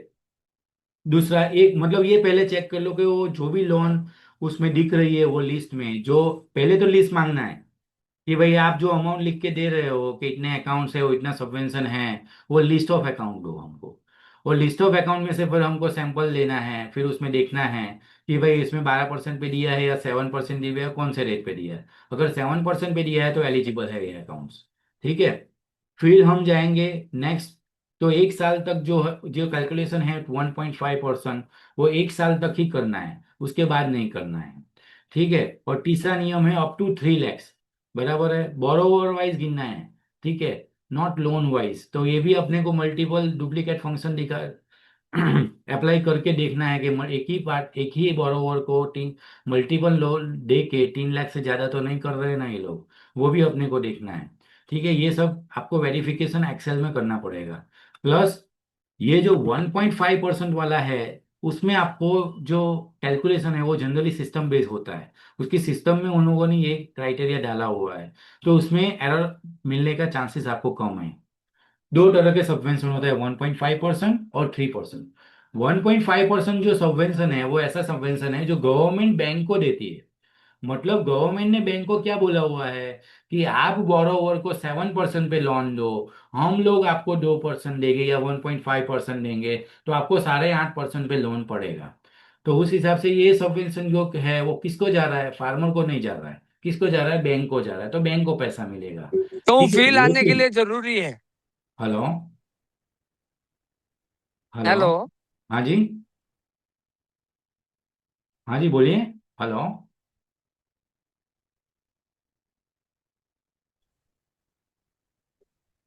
ओके। कोई ओके, नो इश्यू। हाँ, तो मैं क्या था, 1.5% है जो बैंक को जा रहा है, ठीक है। तो लेकिन वो कंडीशंस तो सब हमको चेक करनी है, लेकिन ये सिस्टम जनरली जनरली होता है, तो एरर मिलने का इसमें चांस मुझे कम लग रहा है। लेकिन जो 3% इंटरेस्ट सबवेंशन है, वो ये सबवेंशन एडिशनल सबवेंशन है। वो किसको मिलता है? जो फार्मर 1 साल से पहले ये लोन को प्री पे कर देता है, due date of the loan और 1 साल उसके पहले जो लोन रीपेमेंट कर देता है, उसको ये सबवेंशन देता है बैंक। 3% इंटरेस्ट सबवेंशन बैंक को मिलता है, ठीक है। तो अपने को ये जो सबवेंशन है वो मैन्युअली कैलकुलेशन करता है। कोई भी बैंक है, हमको जितनी भी बैंक हमको मिली है, उसमें तो ये मैन्युअली एक्सेल में कैलकुलेशन करते हैं और हमको देते हैं। तो इसमें एरर होने का चांस बहुत ज्यादा है, ठीक है। तो इसमें हमको डेट भी चेक करनी पड़ती है कि उन्होंने जो रीपेमेंट डेट जो दिखाया है, वो एक्चुअली वो डेट पे रीपेमेंट हुआ है कि नहीं हुआ है। कई बार ऐसा होता है कि रीपेमेंट डेट बाद का होता है, फिर भी ये लोग पहले का दिखा के उनको सबवेंशन दे देते हैं, ठीक है। तो वो रीपेमेंट डेट खास देखना है, प्लस 7% 12% वाला रेगुलेशन है वो तो देखना ही है। 3 लाख वाला भी देखना है कि एक ही बोरोवर को 3 लाख से ज्यादा का लोन तो नहीं है, तो उस हिसाब से 3 लाख अप टू 3 लाख ही गिनना है। प्लस इसमें एक और चीज एडिशनल देखनी है कि ये जो पैसा है वो ऑलरेडी फार्मर को मिल जाना चाहिए। उसके बाद ये लोग, बैंक क्या करती है, पहले फार्मर को पैसा दे देती है 3% के हिसाब से, फिर आरबीआई के पास रीइंबर्समेंट मांगती है कि सर हमने 3% के हिसाब से एलिजिबल फार्मर्स को पैसा दे दिया है, अभी आप हमको रीइंबर्स करो, ठीक है। तो ये सर्टिफिकेट के, अपने सर्टिफिकेट के बेसिस पे ये लोग रीइंबर्स कराते हैं आरबीआई के पास। तो हमको ये भी चेक करना है कि जो फार्मर का अकाउंट उसमें है वो सबको पैसा मिल गया है कि नहीं। बहुत लंबा लिस्ट है, तो ऑब्वियसली हम सैम्पलिंग करेंगे, ठीक है, कि हमको सैंपल बेसिस पे हमने देखा है और उसमें क्रेडिट मिल चुका है। जनरली एक ही दिन पे सबको क्रेडिट करते हैं लोग, बल्क करके। तो हमको वो देख लेना है, ठीक है।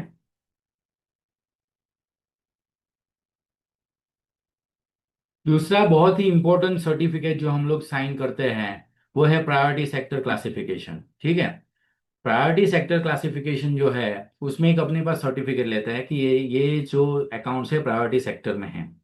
हमको लास्ट ईयर जो प्रॉब्लम मिला था वो है एमएसएमई क्लासिफिकेशन में सबसे बड़ा प्रॉब्लम हमको मिला था। उसमें क्या हुआ था, उसमें वो लोग दिखा रहे थे कि भाई 400 अकाउंट उसमें एमएसएमई में है और उसका उतना अमाउंट है। तो हमने पहले तो बोला सर सबके लिस्ट दो। लिस्ट देने के बाद हमने उसको बोला कि सर जो एमएसएमई में है उसका एक कॉलम उद्यम नंबर का भी होना चाहिए। अगर एमएसएमई में क्लासिफाई करना है तो आपको पता है सबको कि उद्यम नंबर होना चाहिए उसका, तभी उसको एमएसएमई में क्लासिफाई कर सकते हो। तो हमने क्या बोला, सर उद्यम नंबर है तो ऐसा लिस्ट दो हमको, बराबर है। तो हमने उसको लिस्ट मांगा, तो पहले तो लिस्ट ही नहीं मिल रहा था उनके पास, बराबर है। 2-3 दिन के बाद उन्होंने लिस्ट दिया हमको, और उन्होंने लिस्ट में हमने देखा कि भाई उसमें समझो 400 में से 250 अकाउंट तो इंडिविजुअल नाम के थे, ठीक है। अगर एमएसएमई में इंडिविजुअल नाम है तो हमको डाउट लगा कि जनरली बिजनेस वाले होते हैं उसका तो बिजनेस का नाम होता है, इंडिविजुअल नाम कैसे होता है, बराबर है। तो हमको उसको डाउट गया, तो मैंने बोला सबका एमएसएमई नंबर दो। तो हमको सबका एमएसएमई नंबर दिया उन्होंने। उसमें देखा तो 100 अकाउंट का तो उन्होंने एमएसएमई नंबर नहीं दिया था, वो लिस्ट में ही नहीं था। तो हमने बोला सर ये तो एमएसएमई में क्लासीफाई नहीं हो सकते, उसका एमएसएमई नहीं है। और दूसरे 30-40 प्रॉब्लम वाले मिले, ठीक है। तो हमने टोटल 140 एमएसएमई अकाउंट को एमओसी देना, मतलब 140 एमओसी उनको डालना पड़ा, और 140 अकाउंट को एमएसएमई से निकालना पड़ा। तो एमएसएमई अकाउंट को लिस्ट को खास वेरीफाई करो, उसमें से बहुत सारे लिस्ट में आपको मिलेंगे कि वो एमएसएमई में नहीं है फिर भी डाल देगा। दूसरा रिस्क प्रोन एरिया है एग्रीकल्चर। एग्रीकल्चर में भी कई सारे अकाउंट्स आपको मिलेंगे जो एग्रीकल्चर नहीं है और ये लोग एग्रीकल्चर बना देते हैं। तो अगर केसीसी अकाउंट लिस्ट में है तो कोई प्रॉब्लम नहीं है, जनरली केसीसी अकाउंट तो एग्रीकल्चर ही है। उसके अलावा का अगर एफडी ओडी उसमें मिलता है, और या कोई और तरह की ओडी मिलती है, या और तरह का कोई लोन मिलता है, टर्म लोन मिलता है, तो उसका नेचर फाइल मंगा के खास चेक करो कि किस चीज के लिए उसको लोन दिया गया है। हमको लास्ट टाइम मिला था कि कोई सोडा सोडा वाला था, उसको ये एग्रीकल्चर में दिखाया था। तो हमने बोला ये कैसे हो सकता है भाई, सोडा जो बिजनेस वो कोल्ड ड्रिंक का कर रहे हो वो आपको एग्रीकल्चर दिखा रहे हो, वो कौन सी आपकी पॉलिसी में है या कौन सी आरबीआई गाइडलाइंस में है कि जो सोडा वाला है, कोल्ड ड्रिंक वाला है, उसको आप एग्रीकल्चर ट्रीट कर रहे हो। तो ऐसे अकाउंट्स आपको मिलेंगे। ठीक है, तो पहले क्या करना है, वो लिस्ट मंगाना है, उसमें रैंडमली चेक करना है सैम्पलिंग बेसिस पे ये जो लोन लिया है वो सब सही है, जो प्रॉपर क्लासिफिकेशन। फिर दूसरा आपको जो मिलेगा वो हाउसिंग लोन में मिलेगा। हाउसिंग लोन में आरबीआई का गाइडलाइंस है। अभी एक प्रायोरिटी सेक्टर का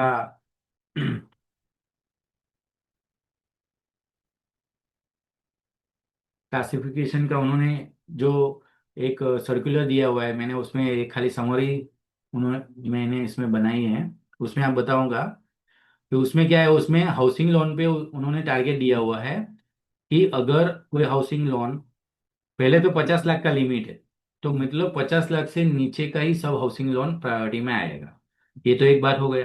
फिर पॉपुलेशन वाइज उन्होंने लिमिट दी हुई है कि 50 लाख से ज्यादा अगर किसी एरिया का पॉपुलेशन है तो उसमें 50 लाख तक का लोन है वो प्रायोरिटी में आएगा।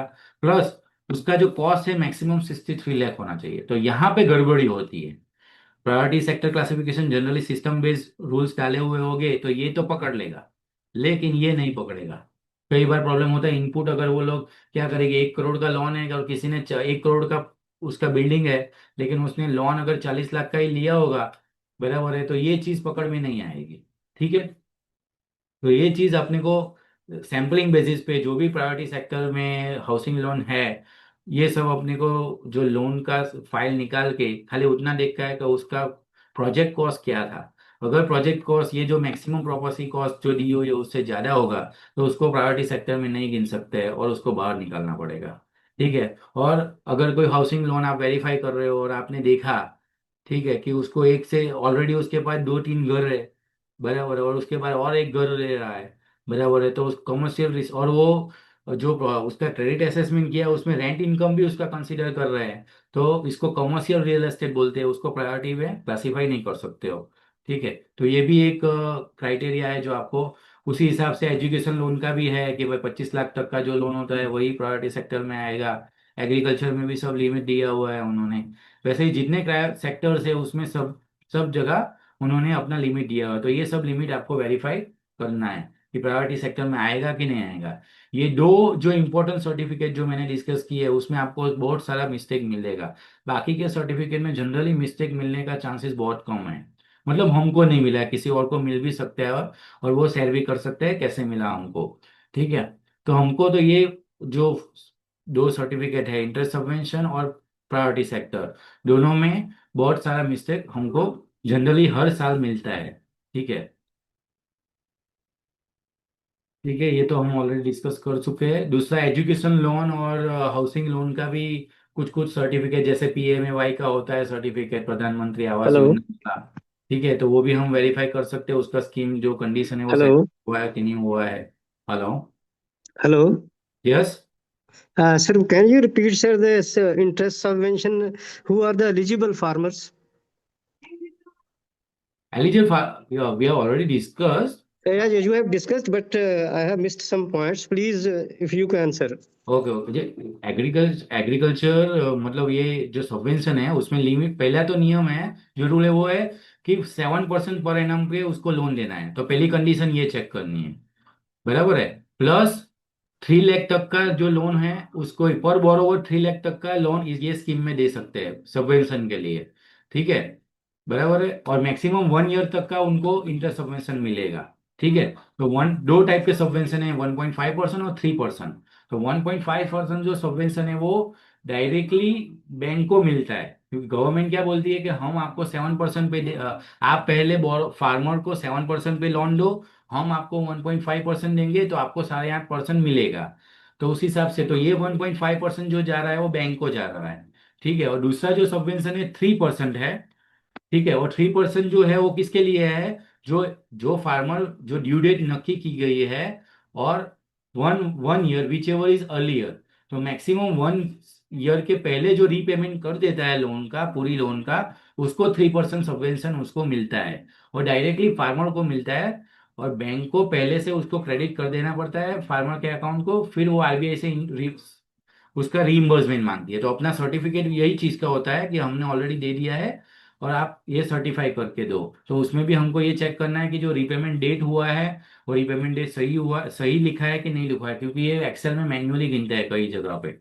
तो डेट देखना है कि भाई सही में एक साल से पहले उसका हो गया कि नहीं हो गया, 3 लाख का जो लिमिट है वो देखना है, 7% पे लोन दिया गया कि नहीं दिया गया वो देखना है, प्लस आधार नंबर भी सबका मैंडेटरी है।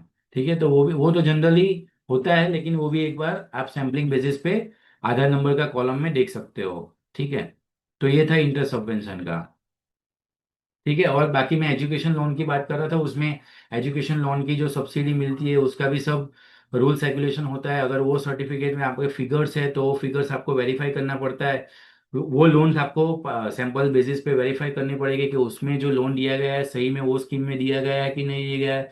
प्लस उसमें जो जैसे एजुकेशन लोन का जो CSS का स्कीम है उसमें है कि भाई फैमिली इनकम उसमें 4.5 लाख या 8 लाख का लिमिट है, तो उसमें फैमिली इनकम थी कि नहीं थी या ऐसे ही उसको दे दिया है क्या है, तो स्कीम कंडीशन हम लोग देख सकते हैं उसमें। ठीक है, तो ये था सर्टिफिकेट की बात। और दूसरी अगर मैं बात करूं, तो एक चीज मैंने जो लास्ट ईयर से हमने चालू की है, बराबर है, वेट अ मिनट,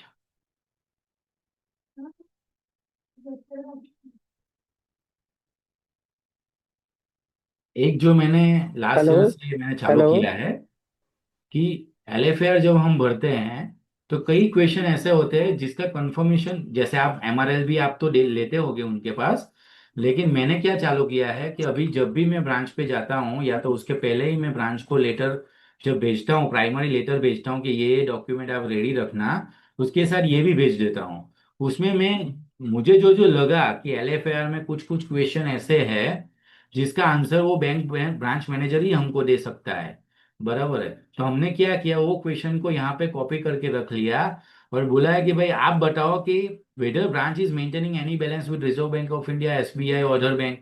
पहले तो हम उनको ही पूछ लेते हैं और फिर यहाँ पे वो जवाब दे देता है कि भाई है कि नहीं है, दूसरी ब्रांच का कोई अदर बैंक का अपने पास अकाउंट है। तो वैसे हम वो डिपॉजिट अकाउंट का डंप फाइल मिलेगा उसमें देख सकते हैं, लेकिन हम क्या करते हैं उसके पास ही कंफर्मेशन ले लेते हैं कि भाई है कि नहीं है तो बता दो हमको। वैसे ही मनी एट कॉल नोटिस हम बैलेंस शीट में से देख सकते हैं, लेकिन फिर उसका भी हम कंफर्मेशन ले लेते हैं कि भाई है कि नहीं है। फिर क्या है, whether your branch has provided loan for buyback of security. अब भाई इतनी सारी लोन होती है तो फिर कोई मिस हो जाएगा अपने से, तो उससे क्या है वो उससे ही पूछ लेते हैं है कि नहीं है। तो इसमें हम लोग उसको यस नो मतलब जो भी है एप्लीकेबल है नहीं है वो लिखवा के ले लेते हैं और ब्रांच का साइन ले लेते हैं नीचे। तो इतने जो भी पॉइंट्स है, बराबर है, वो हम लोग उससे पूछ लेते हैं कि भाई आप इसमें लिख के मुझे दे दो। जैसे whether any fraud cases reported during the purchase service, अगर हम ओरली डिस्कस करेंगे वो बोलेगा सर नहीं हुआ है, तो अपने पास क्या प्रूफ होगा। तो इसमें स्पेसिफिकली लिखवा लेते हैं कि सर इसमें ऐसा है, बराबर है। ऐसा करके तो ये अगर मैं ये शेयर कर दूंगा सर के साथ, अगर सबको लगे कि ये सही है लेना चाहिए तो ये भी आप भी स्टार्ट करो। तो क्या अभी जैसे ये है ब्रांच सस्पेंस अकाउंट, अभी उसका कितना ब्रांच सस्पेंस अकाउंट है, उन्होंने कितना बनाया हुआ है हमको कैसा पता चलेगा, बराबर है। हम खुद भी तो ढूंढेंगे, लेकिन उनको भी तो बोलने दो, सामने से बोलने दो कि भाई कितना है। अगर वो बोलेगा नहीं है तो अपने लिए तो अच्छा है, वो लिख के दे दिया भाई नहीं है, हम तो अपनी ऑडिट प्रोसीजर करेंगे, लेकिन अगर वो लिख के क्या दे रहा है तो अपने को भी पता चल जाएगा। ठीक है, तो ये स्पेसिफिकली हम लोग LFIR के पॉइंट्स उसके पास ही लिखवा के ले रहे हैं, जो डिस्कशन के बाद ही हमको पता चल सकता है। और ओरल डिस्कशन करे इससे अच्छा है लिखित में ही उनके पास ले ले कि सर ये एप्लीकेबल है कि नहीं है, आप ही बता दो पहले हमको, फिर हम अपना ऑडिट प्रोसीजर करेंगे। तो एक चीज मैंने जो बनाई हुई थी वो है मैंने आपके साथ, अदरवाइज देन NPA मैंने आपके साथ शेयर कर रहा हूँ। बाकी ये मैं एक लेटर लिखता हूँ ब्रांच को कि भाई ये जो आपका हमको अपॉइंटमेंट मिला है, ठीक है, और शेड्यूल ये है कि इतनी तारीख तक हमको कंप्लीट करना है, तो फॉलोइंग डॉक्यूमेंट रेडी रखो।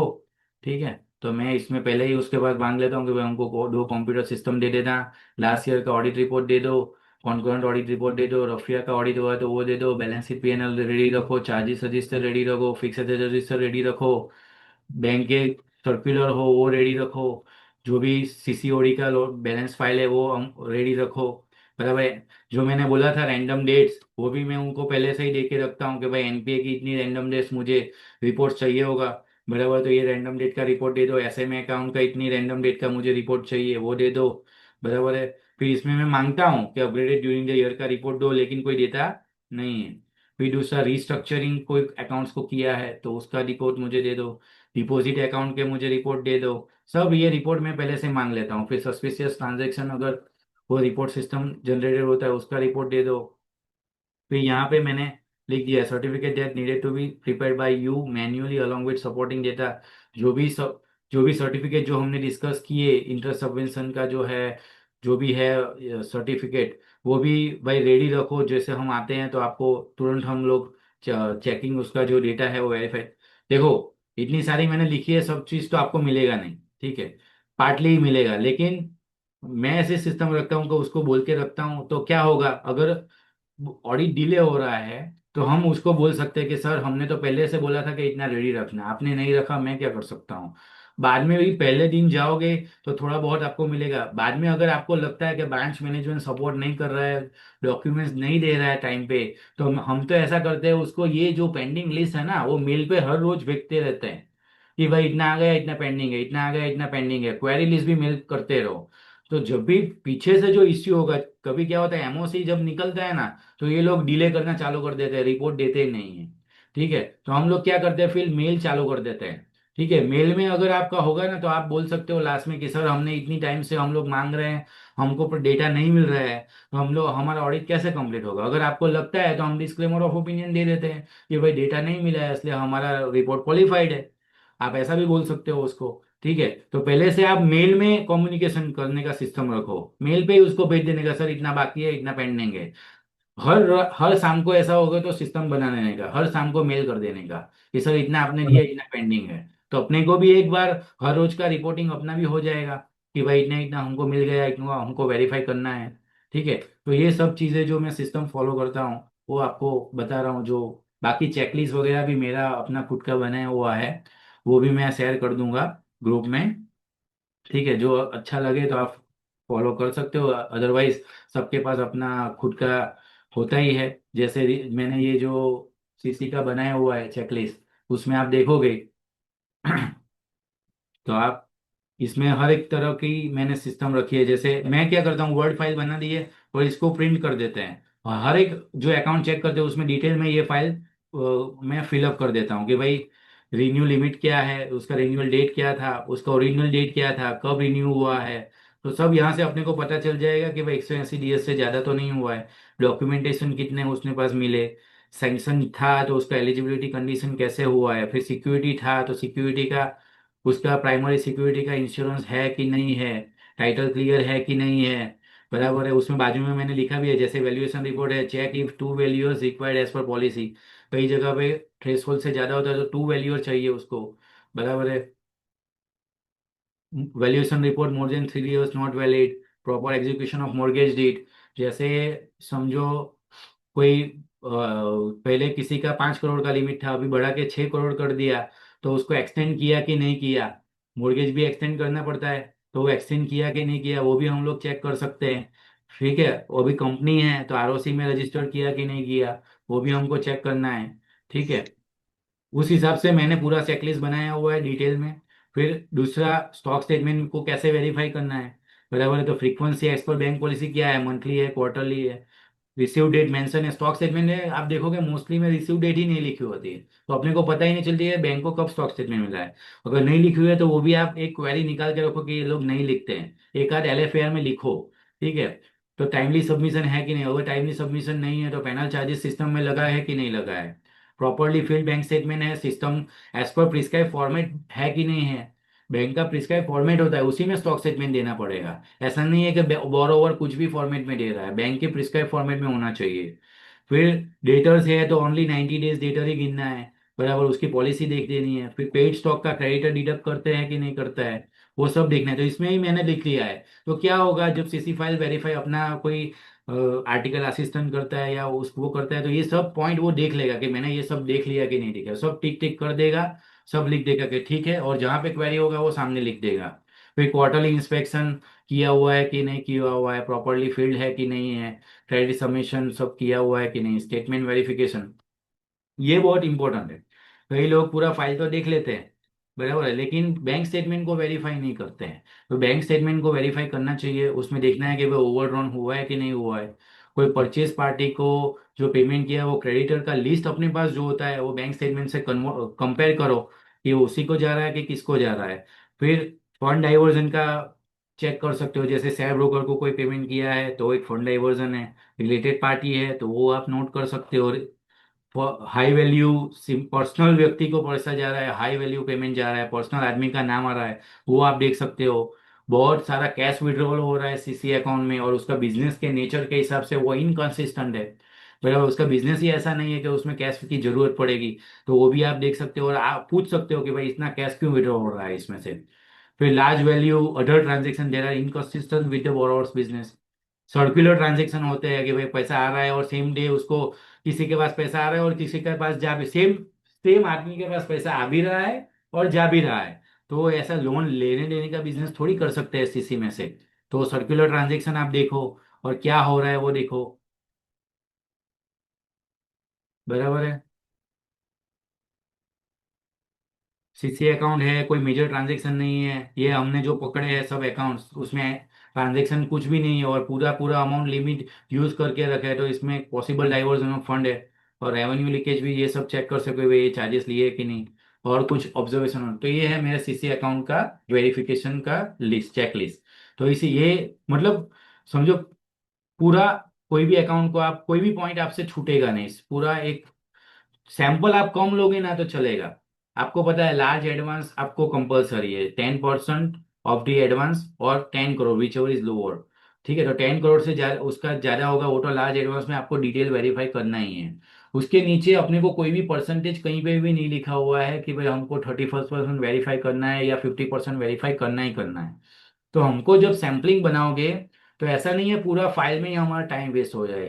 थोड़ी फाइल चेक करो, मतलब ऐसी चेक करो कि डिटेल में चेक करो, फिर उसमें लगा कि इसमें प्रॉब्लम ज्यादा है तभी उसको एक्सटेंड करो। ठीक है, लेकिन ऐसा नहीं है कि बहुत सारी वेरीफाई कर दी।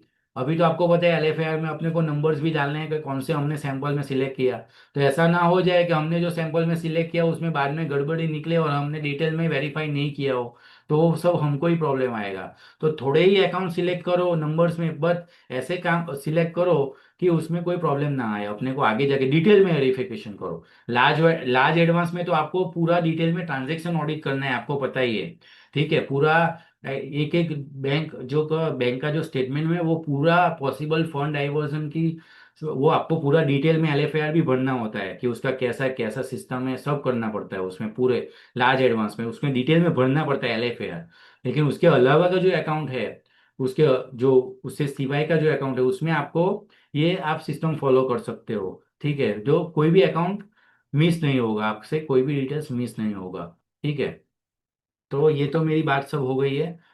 अभी सर ने मुझे बोला था कि 6:30 तक आप अपना प्रेजेंटेशन कर लेना, उसके बाद अगर कोई क्वेश्चन आंसर हो तो वो ले लेना। तो अगर कोई क्वेश्चन आंसर है तो प्लीज़ मुझे बताइए तो हम लोग बात कर सके और डिस्कस कर सके। ठीक है।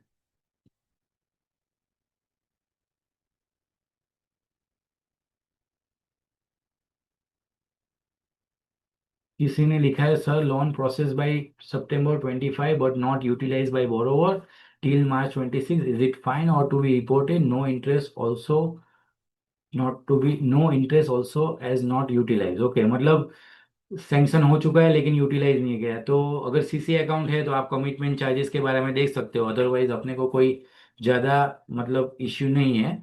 बराबर है, बाकी तो आप रीज़न जान सकते हो कि क्यों ऐसा हुआ है। ठीक है, बाकी अपने को ऐसा कोई मेन कमिटमेंट चार्जेस उसमें देख सकते हो। सर बैंक वाले तो प्रोवाइड ही नहीं करते हैं, हम चल पड़ती है। ओके।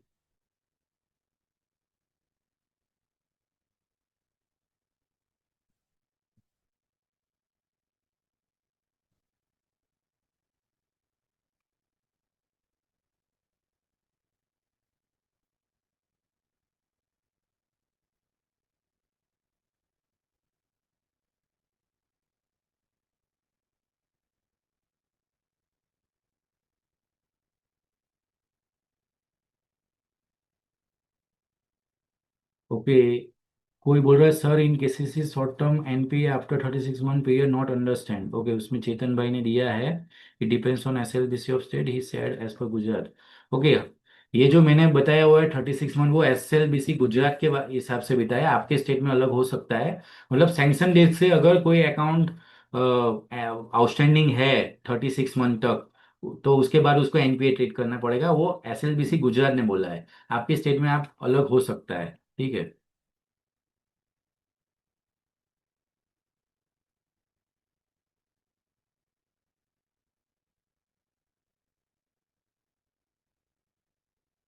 सर, कोई question on CC limit, borrower is submitting stock statement monthly showing movement of stock, opening, purchase, sales and closing during the course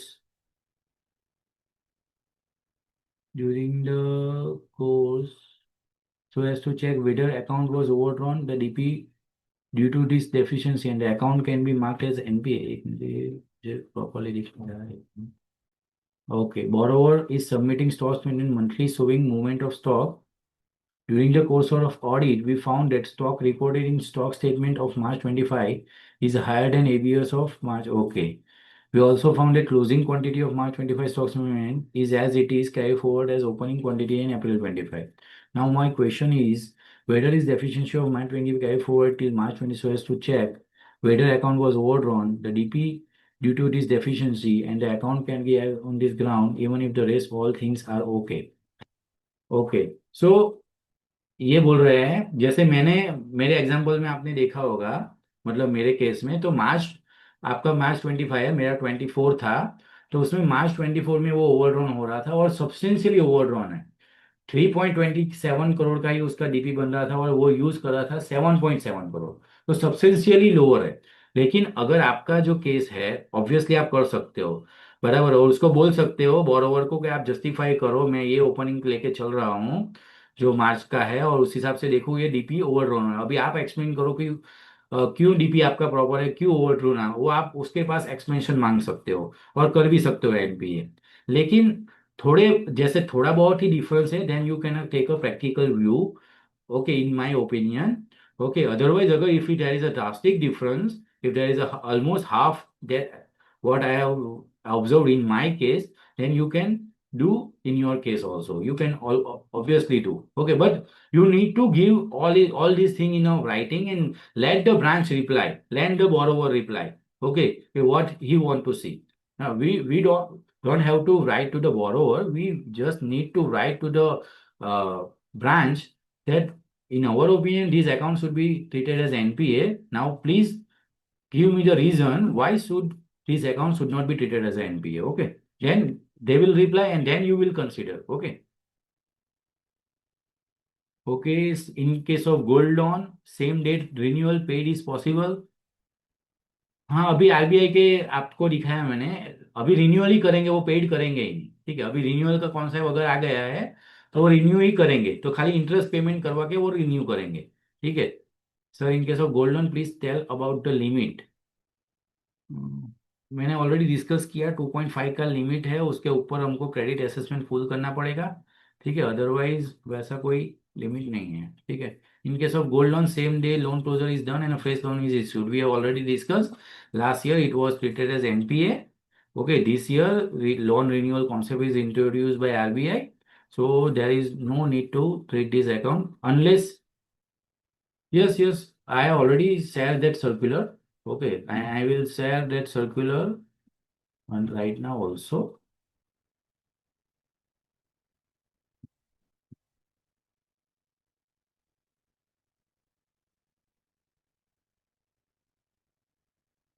This is the circular that were RBI circular. You can find out this circular on RBI website also.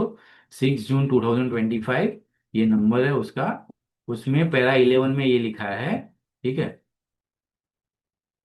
ये जो है, lender may renew an existing loan or sanction a top-up loan upon a formal request from the borrower and subject to a credit assessment in accordance with the paragraph 10.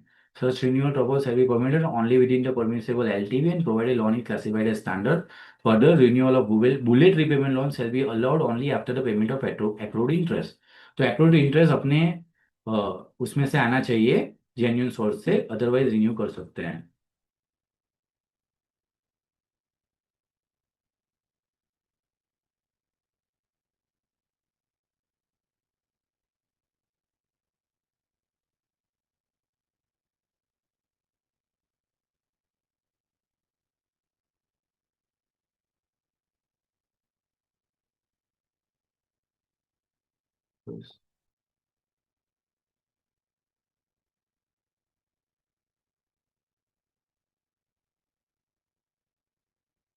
ये निशांत मेहता पूछ रहे हैं gold loan circular provision पहले का अभी का, वो मैंने ऑलरेडी डिस्कस किया था कि गोल्ड लोन आगे के साल में जो था हमने एनपीए किया था, ठीक है, उसमें सेम डेट उन्होंने क्या किया था कि नया गोल्ड लोन दे के वो पुराना गोल्ड लोन क्लोज किया था, कुछ भी रिकवरी बोरोवर के साइड नहीं आया था, तो वो हमने उसको एनपीए ट्रीट किया था। लेकिन इस साल से ये आरबीआई का जून के बाद का सर्कुलर है, 25 जून 2025 के बाद कि रिन्यू का कॉन्सेप्ट आ गया है, तो उस हिसाब से हमको देखना पड़ेगा, ठीक है। और ये जो भी फाइल्स है वो I will share with sir, they will share in your group, okay. और कुछ हो तो please mention in the chat so that we can discuss मोर।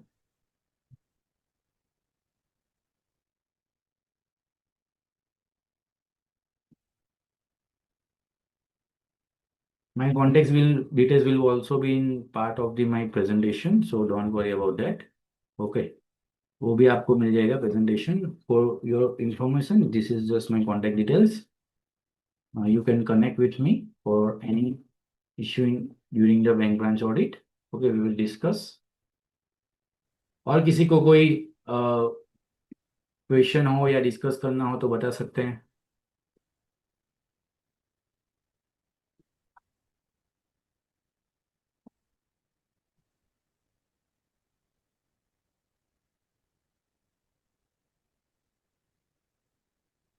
मयंक जी, मेरा क्वेश्चन था। हाँ बोलिए सर। ये जो आपने एनपीए का बताया था, इंटरेस्ट इंटरेस्ट ऑफ मेंशन का बताया था ना, हाँ वो वो इंटरेस्ट 11% से सर्टिफिकेट के लिए। 11% होता है, 7% पे देंगे तब हाँ मिलेगा।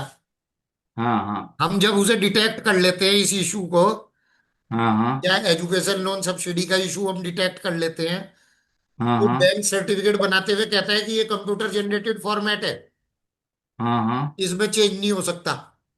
बराबर। तो फिर क्या होगा? देखो लास्ट ईयर मैंने प्रायोरिटी सेक्टर का दिया था, ठीक है, और उसमें तो हमारे समझो जो सर्टिफिकेट का फॉर्मेट था उसी में एमओसी का इफेक्ट भी था, ठीक है। हाँ जी। और इंटरेस्ट सबवेंशन का अगर जो इश्यू है, बराबर है, तो हमने क्या किया था फिर हमारे मेन ऑडिट रिपोर्ट में, अगर अगले साल में मुझे ये इश्यू आया था, तो हमने क्या किया था हमारे मेन रिपोर्ट में ये चीज़ लिख दी थी कि भाई इसमें ये इश्यू है और हमने ये रिवर्स करवा दिया है, बराबर है। हाँ, और बस वही एक अल्टरनेट बच जाता है जी, वही वही अपने। वही करना पड़ेगा वो वो तो क्योंकि और वो ब्लॉक कर देते हैं कि डीएससी लगाओ जी, इसे चेंज नहीं कर सकते हम, और उस पर रिमार्क भी नहीं दे सकते। हाँ वो उसमें कुछ चेंज नहीं, फिर हमको हाँ जी। मेन ऑडिट रिपोर्ट में वो करना पड़ेगा। हाँ जी। हाँ जी। सेशन आपका बहुत बढ़िया रहा, ये बहुत इंटरेक्टिव था, बहुत अच्छा था। Thank you sir. अगर चेंज नहीं होता है तो हमें वो मेन रिपोर्ट में डालना ही पड़ेगा, अदरवाइज फिर हमारा ऑडिट हम मेन इनकम। रिपोर्ट में ही डला था ये, फिर वो इशू हमने उसमें ही रिपोर्ट करा बट था। बट हम इंसिस्ट करते हैं तो हो जाता है, हमने सर्टिफिकेशन के केस में एमओसी दिया है तो हम्म। होता है चेंज उनसे, बट वो वो करते नहीं, वो बात पीएनबी में अलग तो चेंज हो गया था, लेकिन कैनरा बैंक में चेंज नहीं होता है। कोई कोई है। बैंक में होता है, कोई बैंक में हाँ, नहीं वो होता। उनके सॉफ्टवेयर सबके अलग अलग वेंडर्स से है ना, हम्म। Right right. तो वो एडिट फैसिलिटी उसमें है नहीं, वो एचओ से कराना पड़ता है, वो हम्म। इम्पोर्ट करते हैं डेटा सिस्टम से। सर जी, एक चीज मैं डिस्कस करना चाहता हूँ। ये ये हमारे जो बैंक के केस में, हेलो मयंक जी, सुन रहे हैं? हाँ हाँ सुन रहा हूँ सर। सर ये बैंक के केस में बोलते हैं कि हम जो है सॉफ्टवेयर जो है बाहर का यूज नहीं करते। हम्म। हमारा सॉफ्टवेयर एक ही है, फिनेकल या बैंक जो भी है। हम्म। तो जैसे ये जो सर्टिफिकेट वगैरह के सॉफ्टवेयर बनाते हैं, हम्म। वो एक ही है। आई थिंक सॉफ्टवेयर के केस में शायद इसमें बैंक ऑडिट में रिपोर्टिंग रिक्वायरमेंट है कि हम्म। हमें हमें देना है। क्या इस पे थोड़ा सा आप देखो इसमें ये तो बराबर है। देखो वो चीज जनरली देखो बैंक ऑडिट इतना वाइड सब्जेक्ट है प्रैक्टिकली, मैं भी आपके जैसा ही आदमी हूँ, बराबर है, जो यहाँ पे समझो मेरा एक्सपीरियंस शेयर करना है, तो वो चीज हमसे समझो चेक, क्योंकि हम लोग इतना जो चेक करते हैं उसमें ही सब पूरा टाइम हमारा खत्म हो जाता है, खत्म हो जाता है, राइट? हाँ बराबर है। तो जी। ये जो मैंने ये रिटर्न रिप्रेजेंटेशन का मैंने दिखाया था आपको, उसमें जी वो क्वेश्चन भी है, बराबर है, तो उसके जी पास ही लिखवा के ले लेते हैं भाई कौन कौन से सॉफ्टवेयर है, बराबर है। तो हम्म, इसमें वो खुद ही लिख के दे देता है कि भाई नहीं है, बराबर है, कि कोई हम लोग सॉफ्टवेयर यूज नहीं करते हैं बैंक ये इसके सिवा, सीबीएस के हिसाब, बराबर है, हम्म, बराबर, इसमें ये हम्म, फॉर्मेट में है, बराबर है। ओके। अगर है तो वो लिख के दे तो फिर हम लोग सोचेंगे कि उसको क्या, उसको वेरीफाई करना है, कैसे करना है। और बाकी टेम्पोरल जेन्यूनली लिखो, मैं कुछ देखता नहीं हूँ उसमें, बराबर है, जी जी कि राइट। अपने पास कोई मैकेनिज्म समझो नहीं है, बराबर है। और जनरली बैंक वाले समझो अपने अपने के अपने पास सेल भी नहीं करते हैं, बराबर है, क्योंकि बहुत सारे सॉफ्टवेयर वो लोग यूज करते हो सकते हैं, बराबर है, और उसका कैसे लिंक्ड है, बराबर, इतने कम टाइम में हमको भी ये सब चेक करना थोड़ा मुश्किल है अपने लिए भी, ठीक है। जी जी जी। हम्म। थैंक मयंक जी, एक क्वेश्चन हम्म। मेरा भी है। हम्म। हाँ जी, बोलिए। लास्ट टाइम क्या मेरे पास बड़ी ब्रांच थी, 250 हम्म। करोड़ तक की थी। उसमें मैंने एनपीए कर दिया, तो इस बार उन्होंने छोटी ब्रांच दी मुझे, और छोटी भी इतनी कि 6 करोड़ का उसका एडवांस है, ओह। और डिपॉजिट उसमें 250 करोड़ की है। अच्छा, ओके, डिपॉजिट ब्रांच दे दिया, हाँ।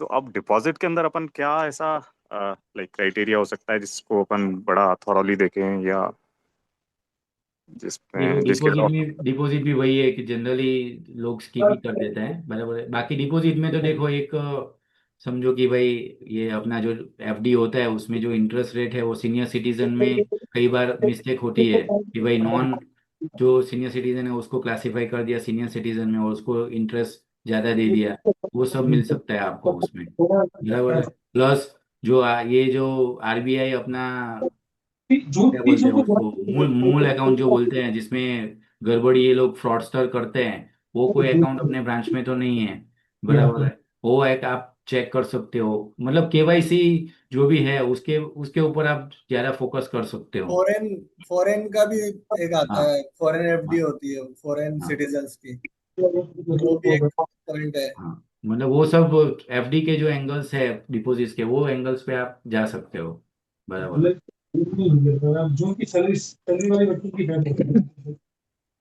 Excuse me sir. Yes. Sir, CC account के केस में अगर borrower stock statement regular submit कर रहा है, सेल हम्म। परचेज भी हो रहा है, सिर्फ वो अकाउंट में टर्नओवर नहीं कर रहा है अपने सीसी अकाउंट में, हम्म। तो उस केस में भी एनपीए अपने मीन्स कर सकते हैं? देखो, अभी उसका सीसी में टर्नओवर नहीं है, लेकिन आप बोल रहे हो हाँ स्टॉक सेगमेंट दे रहा है, हाँ। और उसका फाइनेंशियल में कैसा है, तो अभी कौन सा segment है? ट्रांसफॉर्मेटिव का बाई डिफॉल्ट हुआ क्या? हाँ। Hello, hello. ये किसी का अभी देख, ऑन, अभी 1 घंटे पहले मैं व्हाट्सअप आया ना। एक मिनट, हाँ, किसी और का ऑन म्यूट हो गया, ओके, हाँ। अभी आप बोल रहे हो उसका बिजनेस तो फिर कौन से टाइप का है? बिजनेस ट्रेडिंग बिजनेस है उसका। नहीं, मतलब वो कैश कैश ओरिएंटेड बिजनेस है? नहीं, कैश ओरिएंटेड नहीं है, वो दूसरे करंट अकाउंट है उसकी दूसरी बैंक में, उसमें वो ट्रांजैक्शन करता है, अच्छा। और तो कैश में भी है काफी कुछ। तो उस केस में मतलब सीसी अगर, अकाउंट में टर्नओवर नहीं हो रहा है, बाकी सब कुछ है उसके पास में। ओके, तो आप देखो, ऑलरेडी टर्नओवर है, स्टॉक स्टेटमेंट है, रिन्यू टाइम पे हाँ है, बराबर, और हाँ फाइनेंशियल स्टेटमेंट भी दिए हुए है, उसमें भी टर्नओवर सफिशिएंट है इन हाँ। Comparison to. तो फिर एलएफआर के ही पॉइंट बचते हैं कि भाई बैंक ने ओके। सीसी अकाउंट क्लोज, वो करंट अकाउंट क्लोज नहीं करवाया है, वो एक हम्म। उसका है, क्योंकि उसमें पॉसिबल डाइवर्जन ऑफ फंड हो सकता है, इस ये अकाउंट में से हाँ वो करंट अकाउंट में लेके जा रहा है, फिर वहां पे क्या कर रहा है वो अपनी बैंक को पता नहीं चलेगा, तो हाँ। पॉसिबल डाइवर्जन ऑफ फंड का प्रॉब्लम है इसमें। हम्म। तो वो एलएफएआर का पॉइंट बन जाता है, बाकी इसमें एनपीए का पॉइंट कोई बनेगा नहीं, क्योंकि स्टॉक सेगमेंट वगैरह सब सही अगर चल रहा है तो फिर वो नहीं चले वो। एट द मैक्स आप करंट अकाउंट स्टेटमेंट उसका मंगा के देख सकते हो कि उसमें डेबिट क्रेडिट कितना हुआ है, और ये वो एक्चुअली जो परचेज सेल हो रहा है स्टॉक जो है वो एक्चुअली क्या है, कैसे है, उस हिसाब से। ओके। ताकि उसको एनपीए नहीं कर सकते हैं ना, क्योंकि अपने पास टेक्निकल वैसा कोई मेजर पॉइंट नहीं है। सर, एक क्वेश्चन और है। हम्म। जैसे सिस्टर कंसर्न है, हम्म। उसके जो क्रेडिटर होते हैं उसका, वो क्या करते हैं कि एट द ईयर एंड या मंथ एंड उस क्रेडिटर को अनसिक्योर्ड लोन में कन्वर्ट कर देते हैं, ओके। तो हाँ, वो पेड स्टॉक कैलकुलेट करने के लिए वो लेस करना होगा या नहीं करना होगा? ओके, मतलब वो बुक्स ऑफ अकाउंट में अनसिक्योर्ड में दिखा देते हैं। हाँ, बराबर। ट्रांजेक्शन होता है उस टाइम पे, वो सेल परचेज परचेज का ट्रांजेक्शन होता है, परचेस और का। बाद में उसको मतलब पेमेंट नहीं होता है, अनसिक्योर्ड लोन में कन्वर्ट कर देते हैं। अच्छा, ओके। हम्म। ये भी एक पॉइंट ऐसा ही है, एलएफआर में ही आपको रिपोर्ट करना पड़ेगा, क्योंकि ये सब कैसे सब्जेक्टिव नहीं, चीजें हैं। डीपी डीपी कैलकुलेशन के लिए लेस करना है या नहीं करना है? पूछ लेता हूँ गूगल से कि रुको यार, सीएसके एक मिनट। फैंस। हाँ, देखो रिवाइज डीपी गिन के फिर अगर बहुत सब्सटेंशियली फर्क पड़ रहा है तो एक बार आप एक्सप्लेनेशन मांग सकते हो इसके लिए, कि भाई ये रिवाइज डीपी में गिनती हो इसके हिसाब से। ये तो आप हाँ ओवरराइड करने के लिए आप अनसिक्योर लोन में लेके गए, उसको पेड नहीं किया और डबल फाइनेंसिंग ले रहे हो आप, बराबर है। हाँ तो ये तो हाँ। गलत है। बराबर, तो मैं रिवाइज डीपी गिन रही हूँ और उसके हिसाब से ये हो रहा है, फिर वो लोग क्या एक्सप्लेनेशन दे रहे हैं उसके ऊपर आपको डिसीजन लेना पड़ेगा। बराबर है। मतलब डीपी कैलकुलेशन के लिए लेस करना होगा ना उस हाँ, करना क्रेडिटर को। चाहिए ना, वो तो डबल फाइनेंसिंग, ऐसे तो इनडायरेक्ट वे पे डबल फाइनेंसिंग कर रहे हैं, हाँ, नहीं चलेगा। Correct. Hmm. Hmm. Okay, hmm. Thank you sir.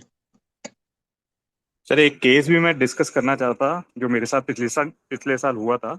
हाँ हाँ। लाइक स्टॉक स्टेटमेंट में आ रहा है, जो स्टेटमेंट स्टॉक का है उसमें अराउंड आ रहा था 5 करोड़ का स्टॉक। बट जो हम्म। बैलेंस शीट फाइनल करी उन्होंने उस ईयर की, उसमें स्टॉक आ रहा था 2.5 करोड़ का। ओके। हाँ। तो उस बेसिस पे मैं उसको एनपीए करना चाह रहा था। अच्छा, ओके। हालांकि उन्होंने करने नहीं दिया था, मैं सीएसए को फिर कैरी फॉरवर्ड किया था, मैंने कहा भैया आप देखो इसको। हाँ और उसको हाँ। एस्केलेट किया था मैंने सेंट्रलाइज लेवल पे भी। Okay okay. आपका क्या इसमें व्यू वही है कि क्या? वही सेम बेसिस पे मैंने 7.7 करोड़ एनपीए किया था लास्ट ईयर।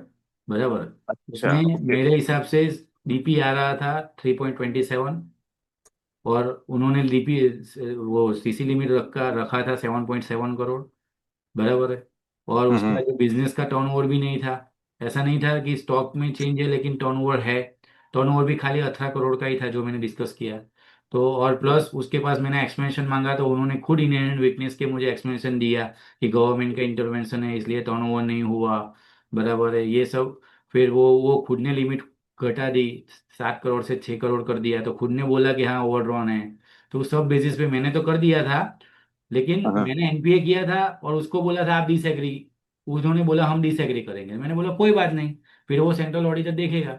लेकिन आपके राइट। केस में आपने क्या किया कि आपने छोड़ दिया ना उसको। मैंने तो छोड़ना पड़ा उसको, हाँ, मतलब लेकिन वो छोड़ने एग्री नहीं हो रहा था उससे। उसमें यही है करने का, अगर आपको लगता है तो पहले तो रिटर्न कम्युनिकेशन करना है, उसमें हाँ, सामने उसको एक्सप्लेनेशन देना है, फिर फर्दर दे देना है। उसके बाद छोड़ना नहीं है, उसको एनपी कर दो। बराबर, उसको बोलो डिसएग्री करो आप। बराबर, आपको लगता है तो, अगर आप एग्री नहीं हो तो। ओके। बराबर है। और लेकिन पूरा कैलकुलेशन अपने को उसको बताना पड़ेगा, रिटर्न में बताना पड़ेगा, ऐसा ओरली नहीं चलेगा। जितना भी मटेरियल आपको मिलता है ना उसके ऊपर सब उसको देना पड़ेगा।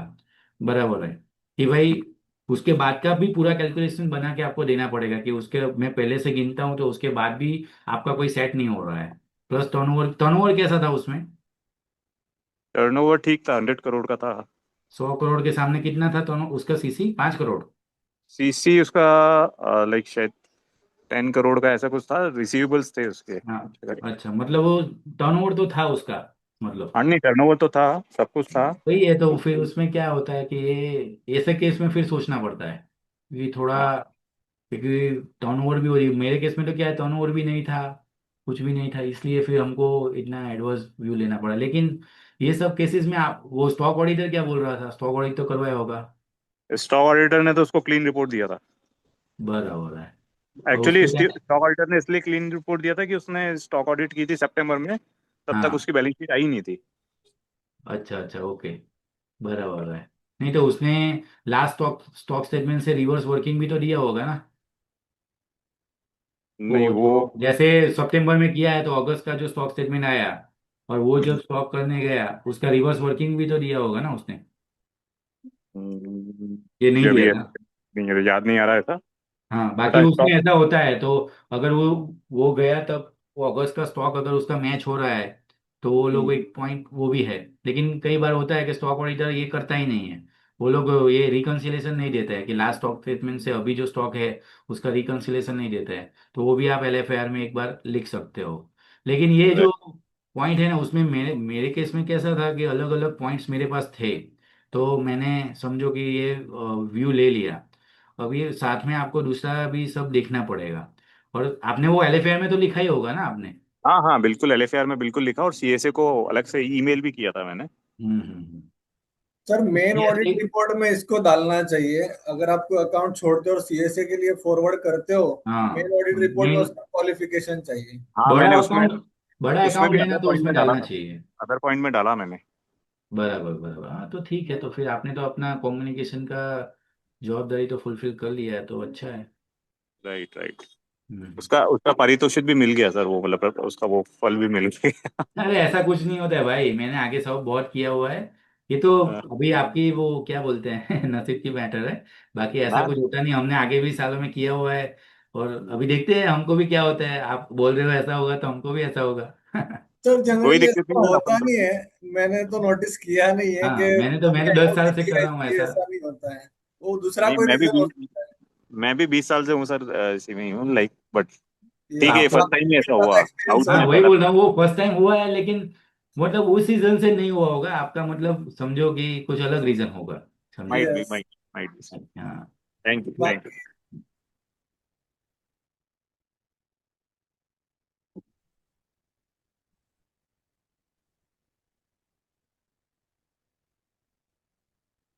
ठीक है सर, कंक्लूड करें?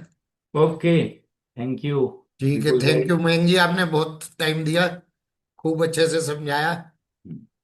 आपकी स्लाइड प्रेजेंटेशन से बहुत सारी चीजें क्लैरिटी हुई, स्पेशली एग्रीकल्चर एडवांसेस प्रोविजनिंग में। बहुत ओके बड़ा सेक्टर ऐसा है जहां हम लोग काम कर सकते हैं। हमारे नए मेंबर्स के लिए जो आपने प्रोविजनिंग नॉर्म समझाए, ये सब बहुत काम आएंगे। अब ओके सर, प्रैक्टिकली जब थैंक हम यू। ब्रांच में जाके करेंगे, तब उसके बाद एक्सपोजर और ज्यादा बढ़िया मिलेगा। ओके ओके तो आपसे बहुत कुछ सीखने को मिला, thank you. Okay, thank you sir. Thank you Chetan भाई for reference and giving me this yes. Opportunity. और ये तो था कि आपको तो मुझे कहीं ना कहीं लाना ही था, जहाँ पर आप जाते नहीं हो। तो आपने गुजरात में तो काफी सारे ब्रांचेस में किए, मैं सोचा यहाँ पे भी आपको इंट्रोड्यूस करूँ। Thank you special thanks to Chetan ji, उन्होंने ही रेफर किया आपको। Thank you. Sir thank you. आपने, विपुल सर, जैसे आपने चेतन जी की थी स्लाइड्स वगैरह, ऐसी मयंक सर की भी कर दीजिएगा जी। हाँ जी हाँ जी, सबकी यूट्यूब चैनल पे उसमें अपलोड कर रहे हैं। ग्रुप में भी डालिएगा सर, ग्रुप में भी आपने डाली थी लास्ट टाइम। ठीक है, ग्रुप में भी कर देंगे जी। ठीक है सर, थैंक यू। ठीक है जी, ठीक है, थैंक यू।